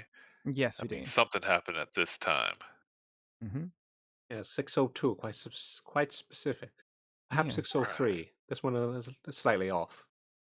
Right. And they weren't in the tunnel by this time, were they? They just left the station. Yes. Can't have been. Well, it took us. I'll look at my time, and I'll you know say the time differential from us going from the station to the tunnel area. I can't have taken. Yes, unless somehow their train was powered by Hermes himself. Hmm. Yeah. Well, not saying Hermes couldn't do it. He could easily have done that, but I doubt he would take the time to power a train. Does seem like a lot of effort. All right. And he just puts the watch back. Yeah, I'd like to Yep. have a look at the 2 crates. Sure. The crates have been opened already by Mhm. the investigators at this point. So everything is still packed inside of them, but they are open, and you're able to lift the lids off. The crates are Mhm. marked with the Seattle Museum logo on them, and inside the first crate is the snake statue, Hmm. Yet which you another found snake. last time. And it's sort of packed in straw, and it's the only thing. These aren't huge crates as we talked last time. They're fairly small, Yeah. and this is just it's packed in straw just to keep it from obviously breaking or being Aren't they damaged. damaged? Because I failed all those Um, checks. Yeah, oh, that's they right. ate Yes, they ate absolute shit when Yep. Chen pushed them Yeah. they out. I did. feel I forgot bad. about that I bit. thought about Yeah. using my So luck the on one of them, but it would have used all my luck. And I'm like, okay, I'll probably need that next session. So yeah, I rolled horribly bad all both of them, like in the upper 80s, 90s. Yeah, that's right. You did. them just exploded. They did. I think we specified that. Yeah, so the crates are apart. They're not actually together, and the snake statue is also broken. And it's not inside anymore. They probably didn't even bother bringing back the straw. They probably just brought back the pieces of crate. Um, and then the snake statue. There is also another crate that is also busted open. Thank you for the reminder about that. And there are some books inside. There is a couple of books, and then a folio, so some pages from a a book Mm. that are not bound. Whoever got these out of the train really must not like museum artifacts. Must have been done in a hurry, perhaps? It had to be. In a panic? I mean, huh? I'd And like then to try snake and symbol. put the snake roughly back together, or like get the biggest Sure. pieces of the snake together, and then kind of try and have a look at it as it is and try and work out its significance. Sure. You put the pieces of the snake together and make me a sanity check, please. Okay. Gang, Nice. I'm beginning to think there's a theme here. Snakes do seem to be a recurring motif. When you put the pieces of the snake together, you have a moment where you swear that its tongue flicks out, Mm. but then you look at it again, and it's not moving, and it's just kind of one of those like sort of shake your head Trick of kind the of light. moments. Yeah. Yeah. The statue appears to be quite old. Would you like to give me an occult check? I would indeed. Yeet. Sorry, I'm on the wrong section here. Nice. Do I turn that into a hard success? No, that's a lot of luck to use. We'll save that. Okay. So this is as I discussed, this is quite old. You're not entirely certain of the group that carved it, like um, the people that carved it, um, but it's definitely very, very old.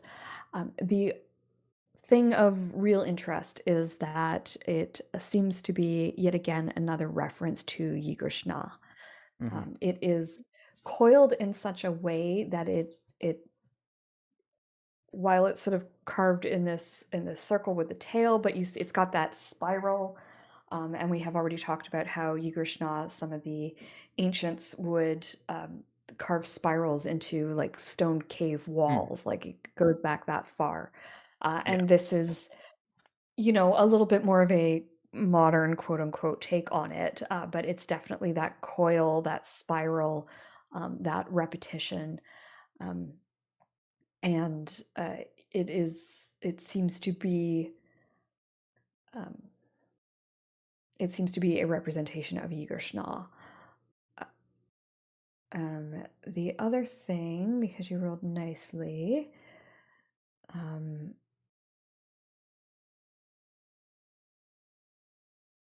you also know. Sorry, I'm just looking up the thing here. These snakes were often called the serpent that devours the moon. Okay.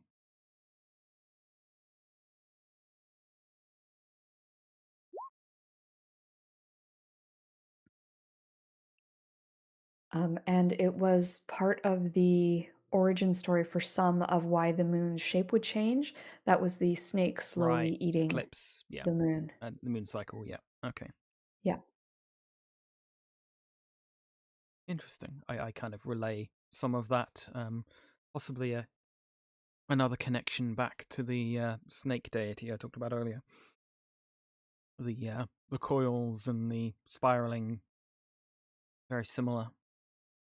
Some tribes believed that this thing was the reason the moon goes through its phases.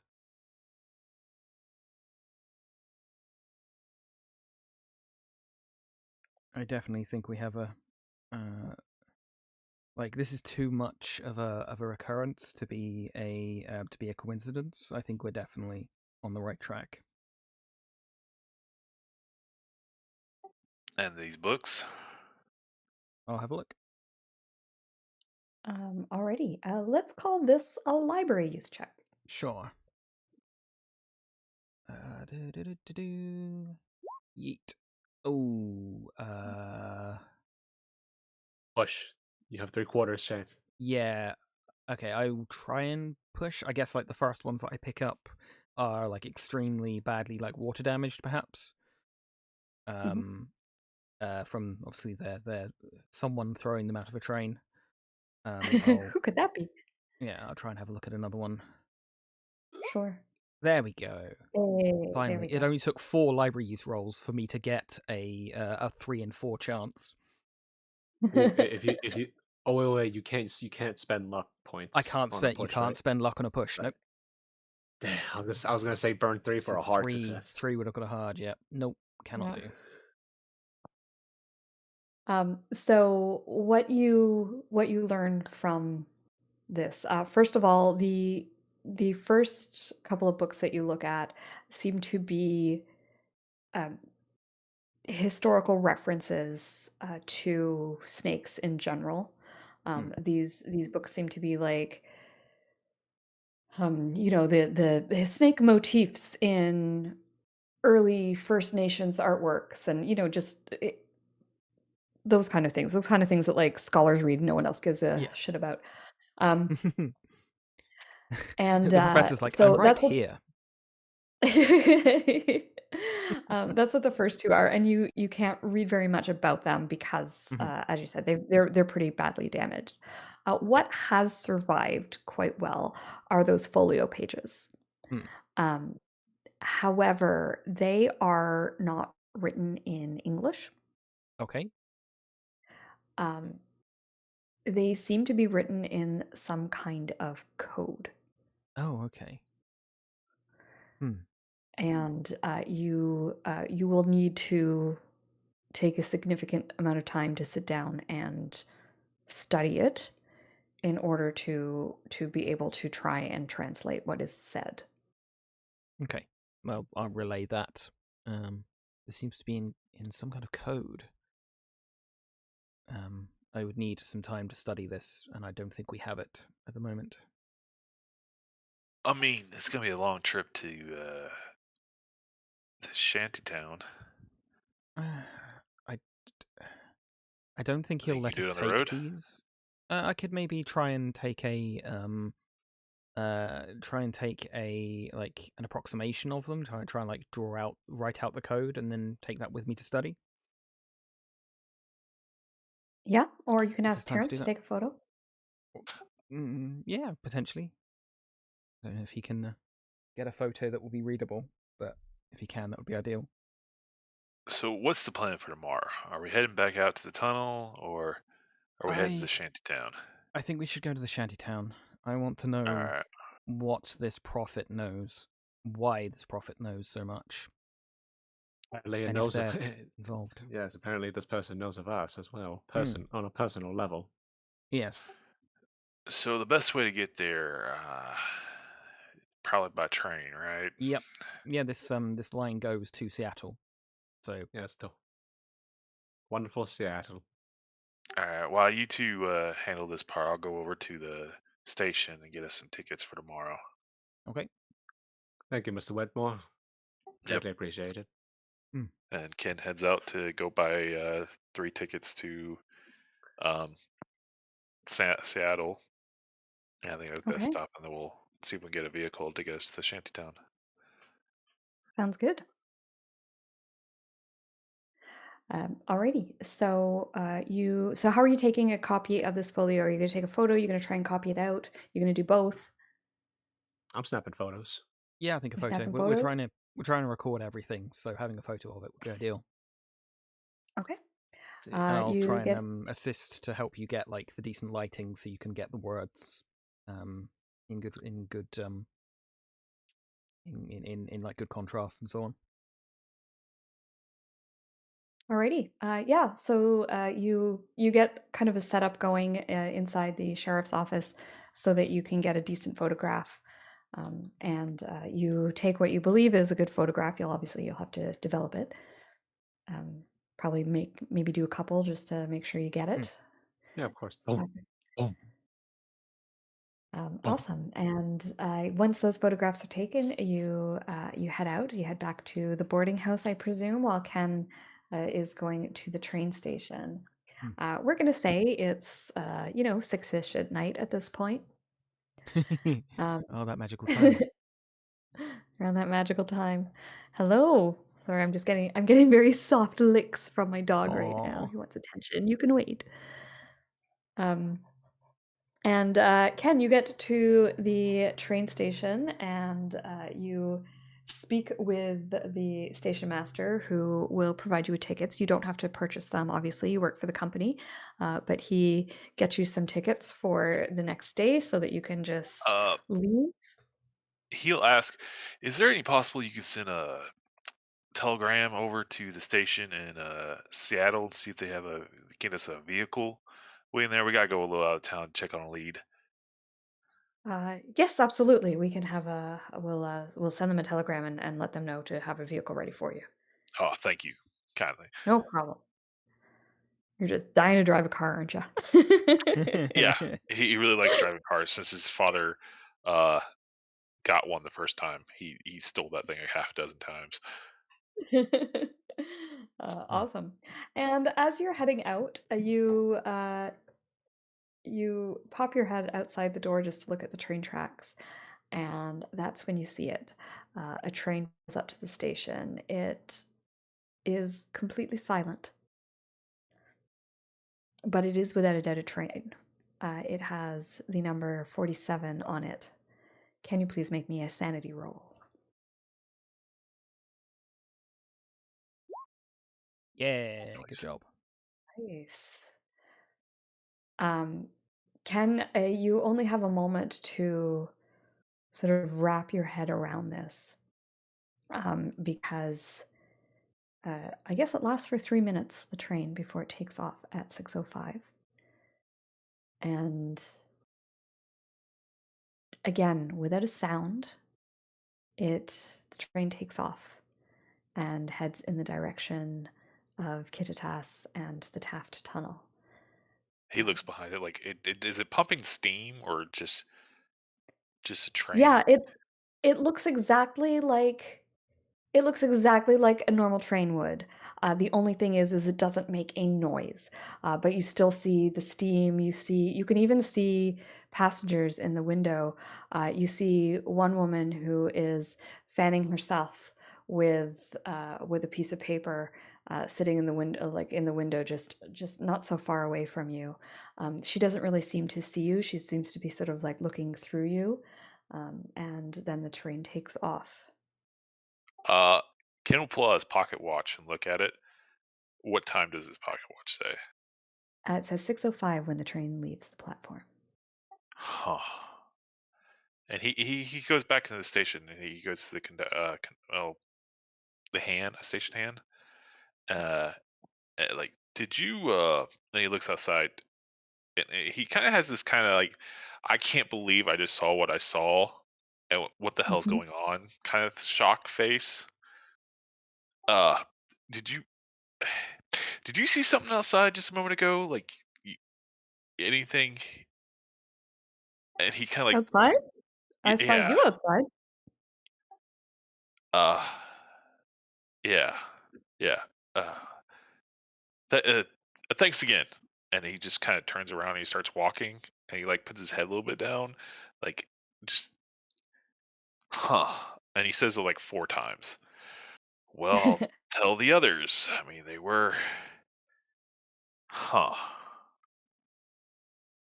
Yeah, I don't know if we were gonna meet up anywhere afterwards. Did we say we would meet back at the Lodging. lodging? Yeah, we're back on Yeah. lodging. Yeah. Yeah, he would go back to lodging and he would order himself some tea and some biscuits and just sit there for a while and just kind of get in his head just until the other Okay. two show up. Yeah, they're actually probably there not long after you arrive. It wouldn't have taken them long to do the photograph. So you're probably just like taking your first sips of tea as Terrance and Professor Gray show up. And if they want to, they can sit down. He wouldn't like Hmm. recognize they're there for a few moments until they say something. Mr. Nah, Whitmore? I would be I would be headed up to develop my Yeah, sure. photographs. Yeah, I'll stop and talk to him. Okay, Mr. Terrance Whitmore? heads upstairs. So go ahead, Professor. Yeah, Mr. Whitmore, you look like you've seen a ghost. Uh oh, well, I saw something. So, and he takes out his pocket watch, and I'm guessing it's around 6:20. Guess Sure. what happened around 6:02 or 6:05? Enlighten me. I saw the train we're hunting for in the You station. saw it? You Clear as day. But it was weird. Like, I didn't hear it, I didn't smell it. It just I saw it. There were people in it.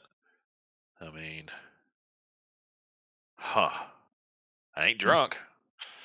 Sorry, that was too country. I mean, You're from that Pittsburgh, would. come on, man. Yeah. I've never been to Pittsburgh. I don't know how they sound. Curious. I got 2 accents, South and Deep South. Curious. So it came back through again at 60. Arrived at 6:02, left at 6:05. Again. Yeah. Clear as day. I asked mean, the station on. hand, and he didn't see it.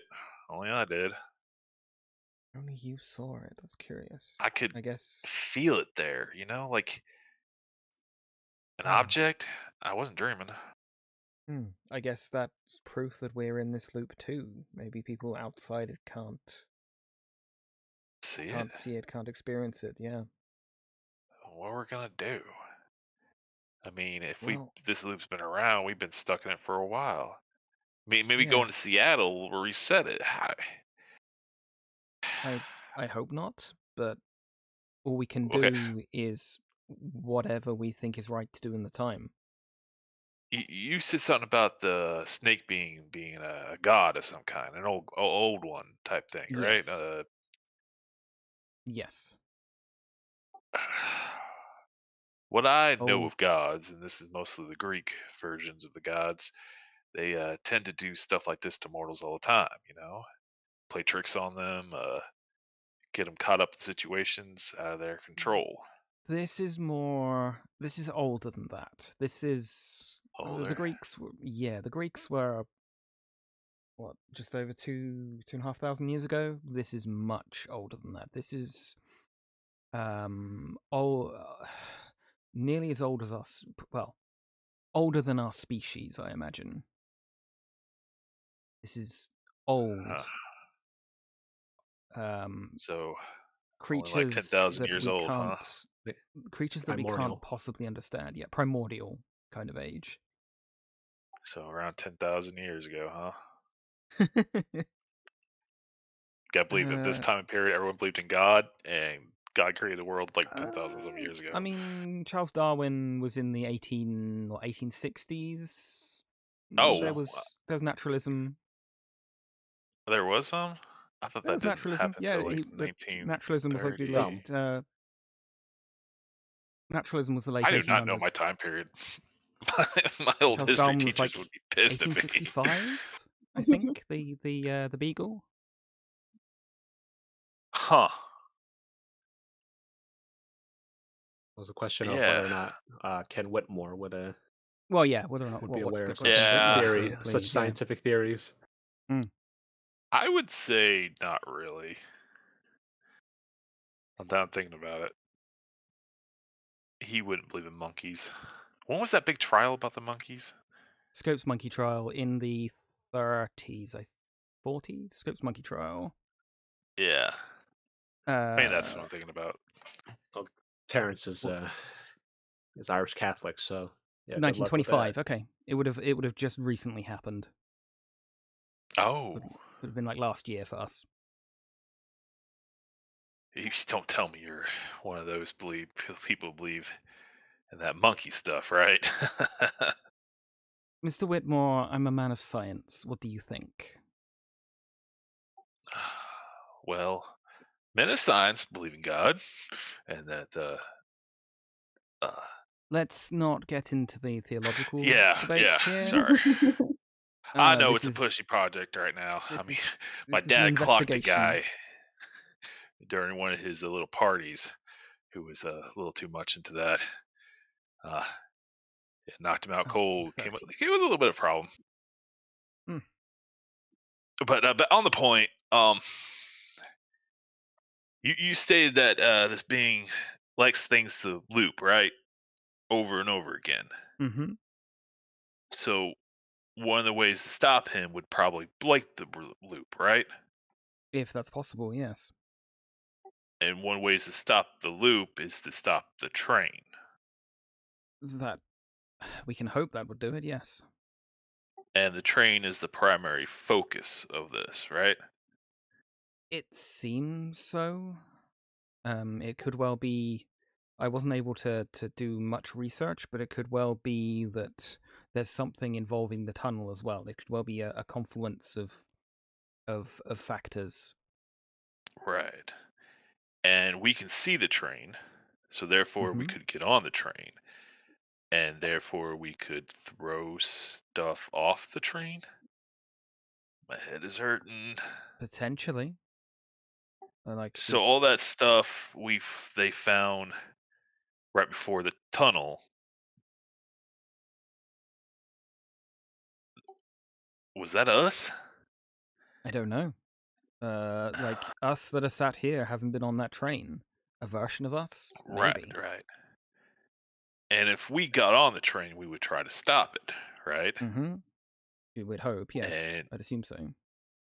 we would try everything we could think of, like pull the pin.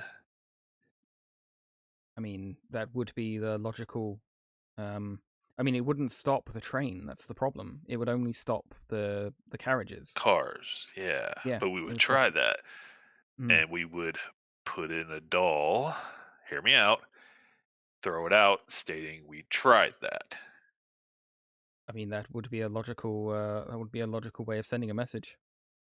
Like, I would think that maybe if we were to try this again, and our best bet might be to sabotage the engine itself.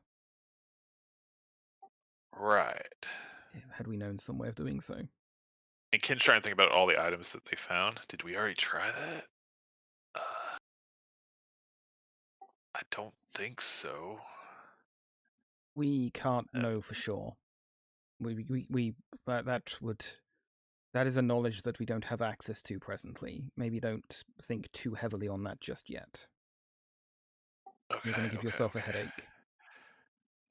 Why Speaking don't of we? which, I would like Mhm. sanity checks from both of you, please, as you contemplate the possibilities. Okay. Yeah, that makes total sense. Yeah. Whew, Yeah. okay. Our minds Never hold didn't together. help. You Yep. guys are rocking these rolls. Amazing. Mhm. Yeah, your minds hold together. That's a good way of putting Mhm. it. You contemplate it. You don't think on it too hard because Mhm. it does start to give you a bit of a headache. But you do realize that this is a possibility. Now, hear me out. Why Mhm. don't we? And he pulls out a little journal. Why don't we write down everything we said right now? And just in case we get on the train and it starts going, we toss out the book we have been writing in to warn ourselves in the future. Now, hear me out. Now, I got a better idea. Mhm. You're a smart man. You probably know code, right? You were talking about code earlier. I uh, I don't necessarily know codes, but I do have a shorthand I could write in. Oh yeah, yeah. And he gives you the book. But if you don't mind, write down everything that's happened so far, everything we know, Mhm. in your shorthand, and put it in a way that would make you instantly believe if this happens again. Yeah, yeah. This is a great idea. And he's kind of happy, like he came up with a great idea. Yes, I could definitely try and do that. I love how you don't ask the journalist to do that. The man who writes for the man who The writes for a professor's living. right beside him. You went upstairs, so Yeah, you're upstairs. You're busy in your dark room, Mr. Journalist. I'm a multifaceted Speaking man. I got shit to do. speaking of the dark room, let's head on over to Terrance as you are processing some of your photographs. Okay.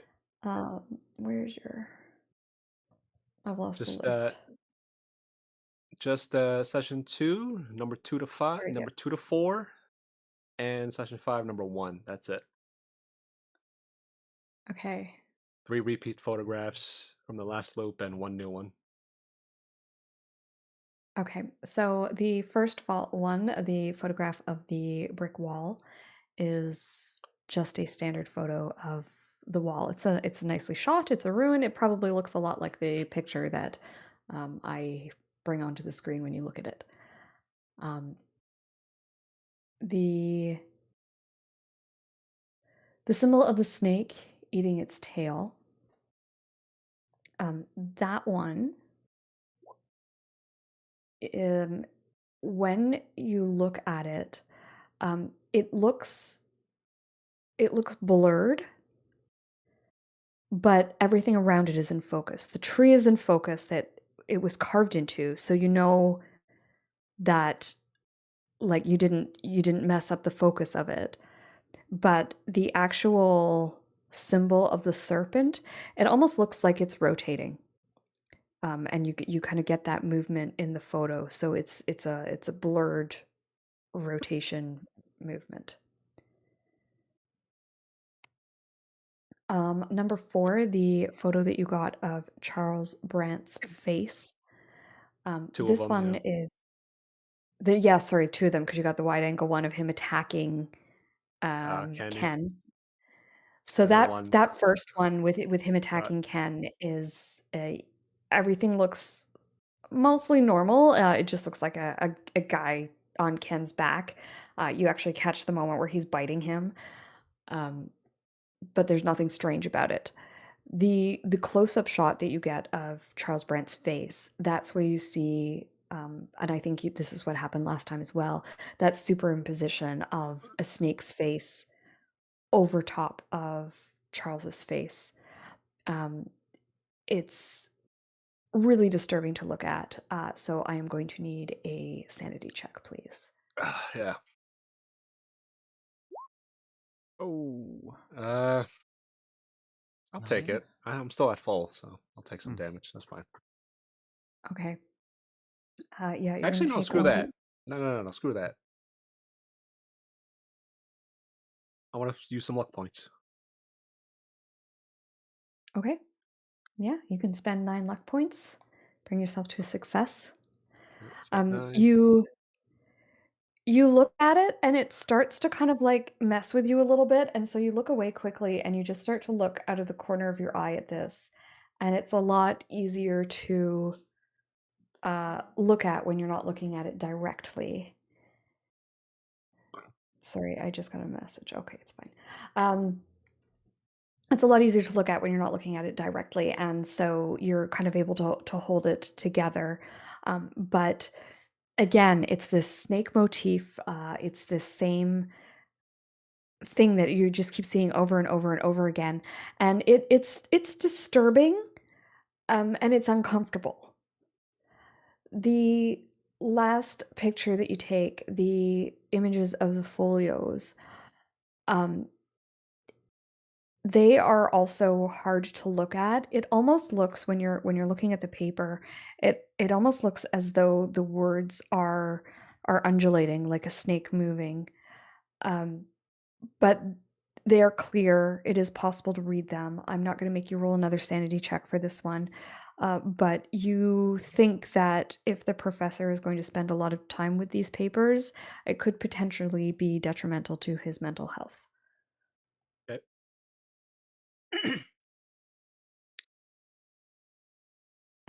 After I Is finish there? developing, Yep. I will head downstairs. Okay. You see the professor is writing in a journal, and Ken is sipping on some tea. There's some biscuits between them. I imagine tea's been brought for everybody. Hmm. Coffee, please. 2 sugars. No It's milk. Actually, a actually, coffee appears before you. for reference, in outside the UK, the professor will have coffee. You can't get good tea this side of the Atlantic. You had you Okay. had a party about it and everything. Party. Yes, there. Okay, so there will be a little coffee pot, one of those, silver coffee pot things, because it's that time period. So there's also a coffee pot there, and you're able to pour yourselves a cup of coffee. Mhm. Terrance comes down. He's holding some photographs. Gentlemen, Mhm.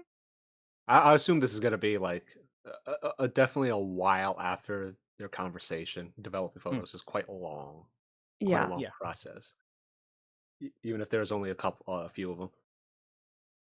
Gentlemen, revelations, Oh, and what did I'm you not talking discover? about the good book. Probably for the best. I dare not show you this one of Mr. Brand, for it may drive you mad. So I will only describe it as some sort of serpentine avatar Oh, possessing that his is body, strange. some influence. Um, You'll have to take my word on it. I will, however, put it on the table, face down, if you wish to look at it. Okay. no thanks, but I I saw the train at the station at 6:02, I think, is when I first saw it. And I left at 6:05. Train. You saw the train at 6:00. What train? 47. Yeah, at the station when I went to go get the tickets for our tomorrow trip to Seattle and arrange a car when we get there. You're telling me you saw the missing train pull up to this Clay Elm station, the one that's been missing this entire time, the one that we cannot, that Yeah, nobody can find. pulled right up, quiet as a well, mice at midnight. Mr. Whitmore, you have to forgive me if I do not believe you at the time being. Oh, I understand. I fully understand. I didn't believe me when I first saw it. I even had to ask the stagehand if he saw it out there because he was right by it. He didn't see it. Professor here thinks we're stuck in that time loop of some kind, so that's why we can see it. Did you spot anything of note on the There train were some itself? passengers. Other than it being quiet, no smell. It gave no smell. It was just quiet and just Well, left. I didn't really. I was kind of shocked. I mean, yes, at I first I imagine. just thought it was a normal train coming in. I don't know how it got there so quietly, but Yes, I imagine I'd feel the same way. And what a terrifying thought for the evening. yeah, me and the professor's been talking about this. Won't bore you with all the details, but we're thinking we're gonna keep a journal. He's gonna write in his shorthand. Uh, oh well, I know you're a writer, right? So maybe do you know any other like language you could write in secret? My dear, I am not just a writer. I am a journalist. I am an investigative journalist. In fact, one of the best coming from the Big Apple. And Ken just nods. Uh, yeah, I heard there's some great ones there. I guess. I Yes. mean, I've met my handful of journalists who are mostly sport journalists. They could be quite the handful. Mr. Whitmore, I assure you, my articles are nothing of the Yankees or of baseball. Oh, not baseball, football journalists, college ball. Uh, Hmm. quite a few more interested in the team back in the day. Regardless, I shall. So yes, Yeah, And I suggest Professor, you note. We're going to be noting down everything that we've done so far, because Mr. Whitmore here has a theory that maybe it was us that threw things out of the train. valid, a possible theory. And However, and if it, if I would think myself smarter than to throw something more recognizable to myself if that were the case. maybe we can only throw stuff that was originally on the train out of the train. Anything we bring on will just well, disappear or reset back to uh, us. he pulls out the handkerchief. Oh, This right, your handkerchief. I did not have two of these. Hmm. Okay. Yeah, we'll all keep journals, and if we get on the train and we have to throw stuff out, we'll throw the journals out. I'll Uh, take the pencil from my ear and immediately start jotting down our timeline so Alrighty. far. Hmm. Sounds Oh, and good. Professor, do be a dear Hmm. and inspect the photos of the folios. They're right there on the Oh table. yes, Don't I'll. flip that one unless you want nightmares for the evening. That one is of Mr. Brand. Yes, I'll yeah, give that one a wide berth. I'll take your advice on that one. I'll have a look at the Uh, folio picture. yes, and one last warning: I would recommend you not stare at them for too long. They seem to be possessed, like the one of Mr. Brandt. Okay, maybe There are forces at work here, seeing as how we're dealing with some sort of wait. outside serpent god. maybe breaking the code is out of the question then. I mean, I would try if you can. Hmm. Uh, we got a long trip to Seattle, and hopefully they got us a vehicle waiting there. We'll get up to the shanky town fairly quickly. I'll have a look at the picture, and if it is writhing and unpleasant as it was described, I will not be researching it further. Okay. Christy, I just wanted. You said you might have to leave early. Is that still? Yeah, I think if my plans have changed slightly, it sounds Okay, like I can play for another 10 minutes here. Okay. okay, that's good. So thank you for that, though, Cody. I appreciate it. So yeah, Professor Gray, you're taking a look at the picture of the folio. Yes. Go ahead and make me a sanity check, please. Okay. Ooh, I will spend 6. Okay. You take a look at it. Mhm. Um, At first, the words do seem to be shifting, Mm, but you're able to focus on it, and you think you can probably decode this. okay. As I said, it will probably take some time. Your Hmm. train journey to the shantytown is probably a good, excuse me, is probably a good starting point. Okay. Um, but you are also aware that there will be a cost. Uh, Translating this will probably take a mental toll on you, Mm, and what that will mean mechanically is that you will probably lose some sanity while translating this. mm. Yeah, I'll relay that. That like, um, if this is what I think it is, it's going to take a severe toll on my brain to translate. Um, as much as I want to know what it says, I don't want to know that much. Yes, I've warned you as much. Hmm. Yeah, I just flip the paper back over. Okay. You flip the paper back over, and you guys, I guess, call it a night, unless there's anything that you want to do before you head to the shantytown. Yeah, calling it a night works. Just make a note. Yeah, that's fine. Have some dinner. Okay. Hmm. So yeah, you grab yourself some dinner. You have a bit of a relaxing night, and you can go ahead and I think you can heal 1 hit point Yes. on your rest. Then in the morning, you get up and you head to the train station and travel. I'll bring us to the map here. So you are uh, at the Green Pin in Clay Ellum, and you guys are basically heading along the purple path here, the electrically operated path, all the way to Seattle. Yep. Um, when you arrive in Seattle, it's a massive change of pace. Um, Big city, things are moving. There's cars everywhere, and when you get off at the station, you head to the offices. This is a much bigger station, obviously, than the one at Clay Ellum, but it seems as though the conductor did his job, or not the conductor, the train station master did his job, and there is a car waiting for you to drive you, or for Ken to drive you Yep. to the outskirts of the city. Ken, do you want to make us a drive check? Yes. Ken's like, get in, and he Hmm. starts not flooring it, but he goes pretty fast. Uh, Uh-oh. Uh-oh. We're in danger. Oh!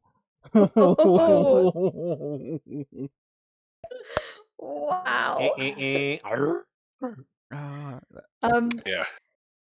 Ken's one of those drivers who, you're white knuckling the whole time. yeah. He's weaving in and out of traffic. And he's like talking to you, But turns his head towards you guys. Yeah, so I've been driving since I was since cars basically came out.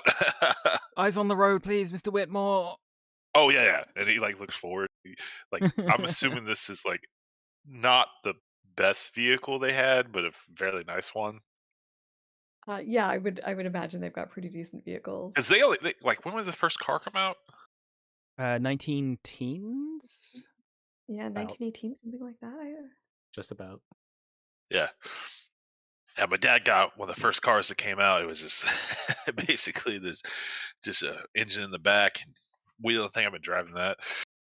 Well, at this point, I was just a bit of a small bit of lore. At this point in the 20s, it would have been full cab cars instead of the Yeah. the absolute death traps Yeah. Yeah. of back then. Yeah. Oh, cool. Okay, yeah, that makes sense. Yeah. There's a little bit of more protection now with the shell or surrounding you. Thank goodness Ter- for that. eh, didn't really help, but sure. Well, wait, Ken's driving. You might need every little bit of help you can get. Okay, you think he's going like he's only going like 35, 40 miles an hour, In which this is in still this Terrance- fast. vehicle, in this age, Yeah, in these vehicles, that's terrifying. yeah. Yeah. I would say Terrance is fairly unbothered because he's used to it. He comes from the place, I was from gonna say New York. New probably, York, yeah, yeah, the yeah. city with the most amount of automobiles in the country. And that place is a crapshoot still even today. So, Some things in history don't change.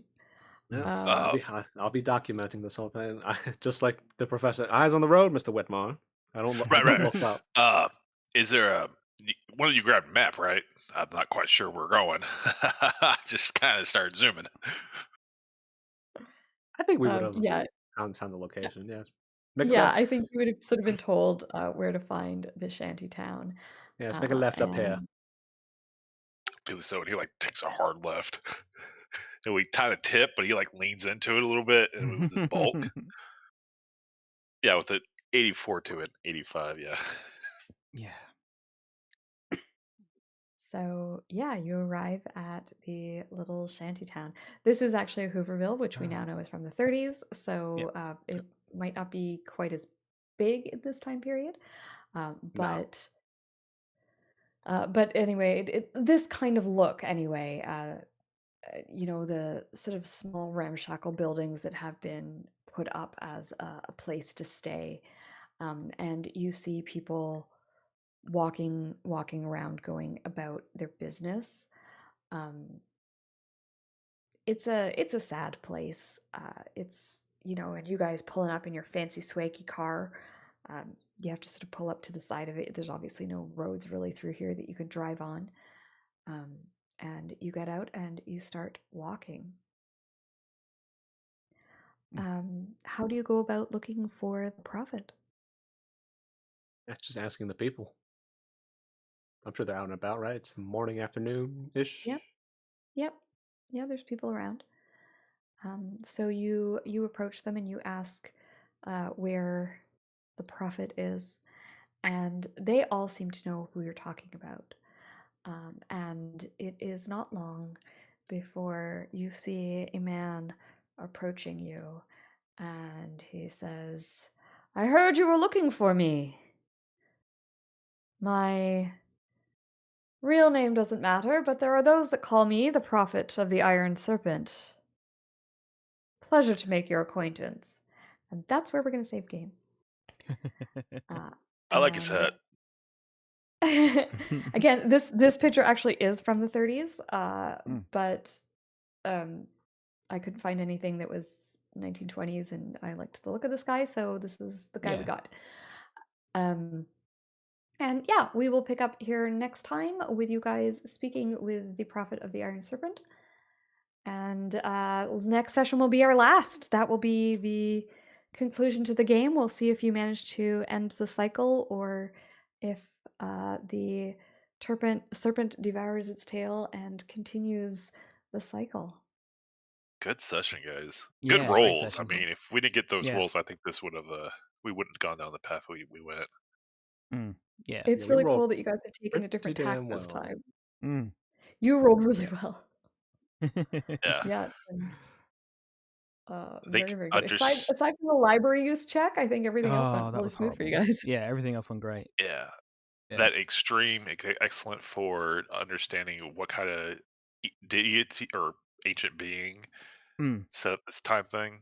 That really pushed things along fast. I think we would have tried to get through the train again if we didn't get that or Yeah. something along those lines. Yeah, Yeah. we would have gone back, inspected the grounds, gone into the tunnel, shot up a Yeah. couple of snake men, gone back, Yeah. and so on. Yeah. Yeah, and we would have thrown something else out the window this time. Yeah. You all played that very well with not trying to use past information. Yes. I worked so hard to not use the past stuff. Thank you.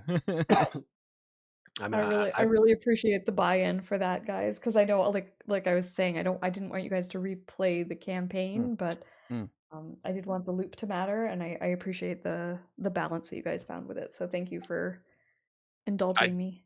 I did love the fact the way we treated the man, since he attacked this time, instead of taking him to his wife's place, we took him to prison.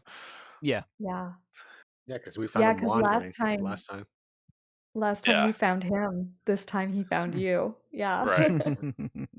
Just those little changes. I mean, Yeah. I've said this before. When I first played with Kirsty, it was a tyranny campaign. I had already Mhm. completed a campaign, the same Yes, campaign. same Literally, campaign. I literally went and finished tyranny, joined another tyranny, and that I was know, all I still don't know why you did that, but I'm so glad you did. because well, okay, one, there was nothing else at the time because this was like 2015. Yeah. The other campaigns weren't really out yet. Storm King's Thunder was kind of kicking off at the time, only just kicking off, and two, there wasn't any other like game, like high quality game. And because I looked at your page, I was like, oh, this isn't put together. It doesn't look like a bum scrawled over the description boxes. Thanks. It didn't look like a piecemeal ransom note. So, I so I was like, no, Yeah, okay, I Yeah, applied I'm to really Kirsty's glad. It was game. different back then in Roll20. It Mm, was definitely yeah, very a different game finding people, that's yeah. for sure. yeah, I everything applied was for free too. Yeah, wasn't it just? I applied for Princess of the Apocalypse on a whim. I was just like, one evening, late night, I saw that there was a like looking for games thing of Roll20, and I saw your advert for Princess of the Apocalypse. I was like, oh, that looks fun. Okay, I'll apply. She probably won't. I probably won't get anywhere, but I'll put in Oh an man, that's application. crazy. yeah. Yeah. My story is I got into Roll20. I'm like, I want to play D&D so bad, and I heard about not Roll20, but what they called Critical Role. I Mm. started watching Critical Role on stream, and I'm like, I want to get in D&D again because I played it in college, and That's really I cool. was like, I interviewed for 2 different games, and I got into Kirsty's one, and I just think me and that group just clicked. I love my friend in Yeah, that group. they're a really good group. I know Mm. I've always been very lucky with the people who have applied to my games. Like I most m- all of the people I play with right now are all people I've met online. None of them are people I know in real life. Um, and like I've just been so lucky with the people that have joined. Like I don't know how I ended up with the people I play with, but I'm so grateful. And I know like Roll20 is so different now. I Yeah. think it would be so hard to find a group that is like this. Yeah, Like $20 a session. You can suck my, you know what I'm saying? right. Kiss my ass, bro. Are you kidding me? Yeah. Yeah, and like yeah, it's all paid games now, and there's hundreds of them advertised, and there's very few like just legitimate people looking for games anymore in that kind of way. Mm. Like I charged for people at one point. Like Kody was part of one of my paid Yeah, games, I but didn't mind like paying that. It was worth every penny. But that was only well, for like when I one set, like one.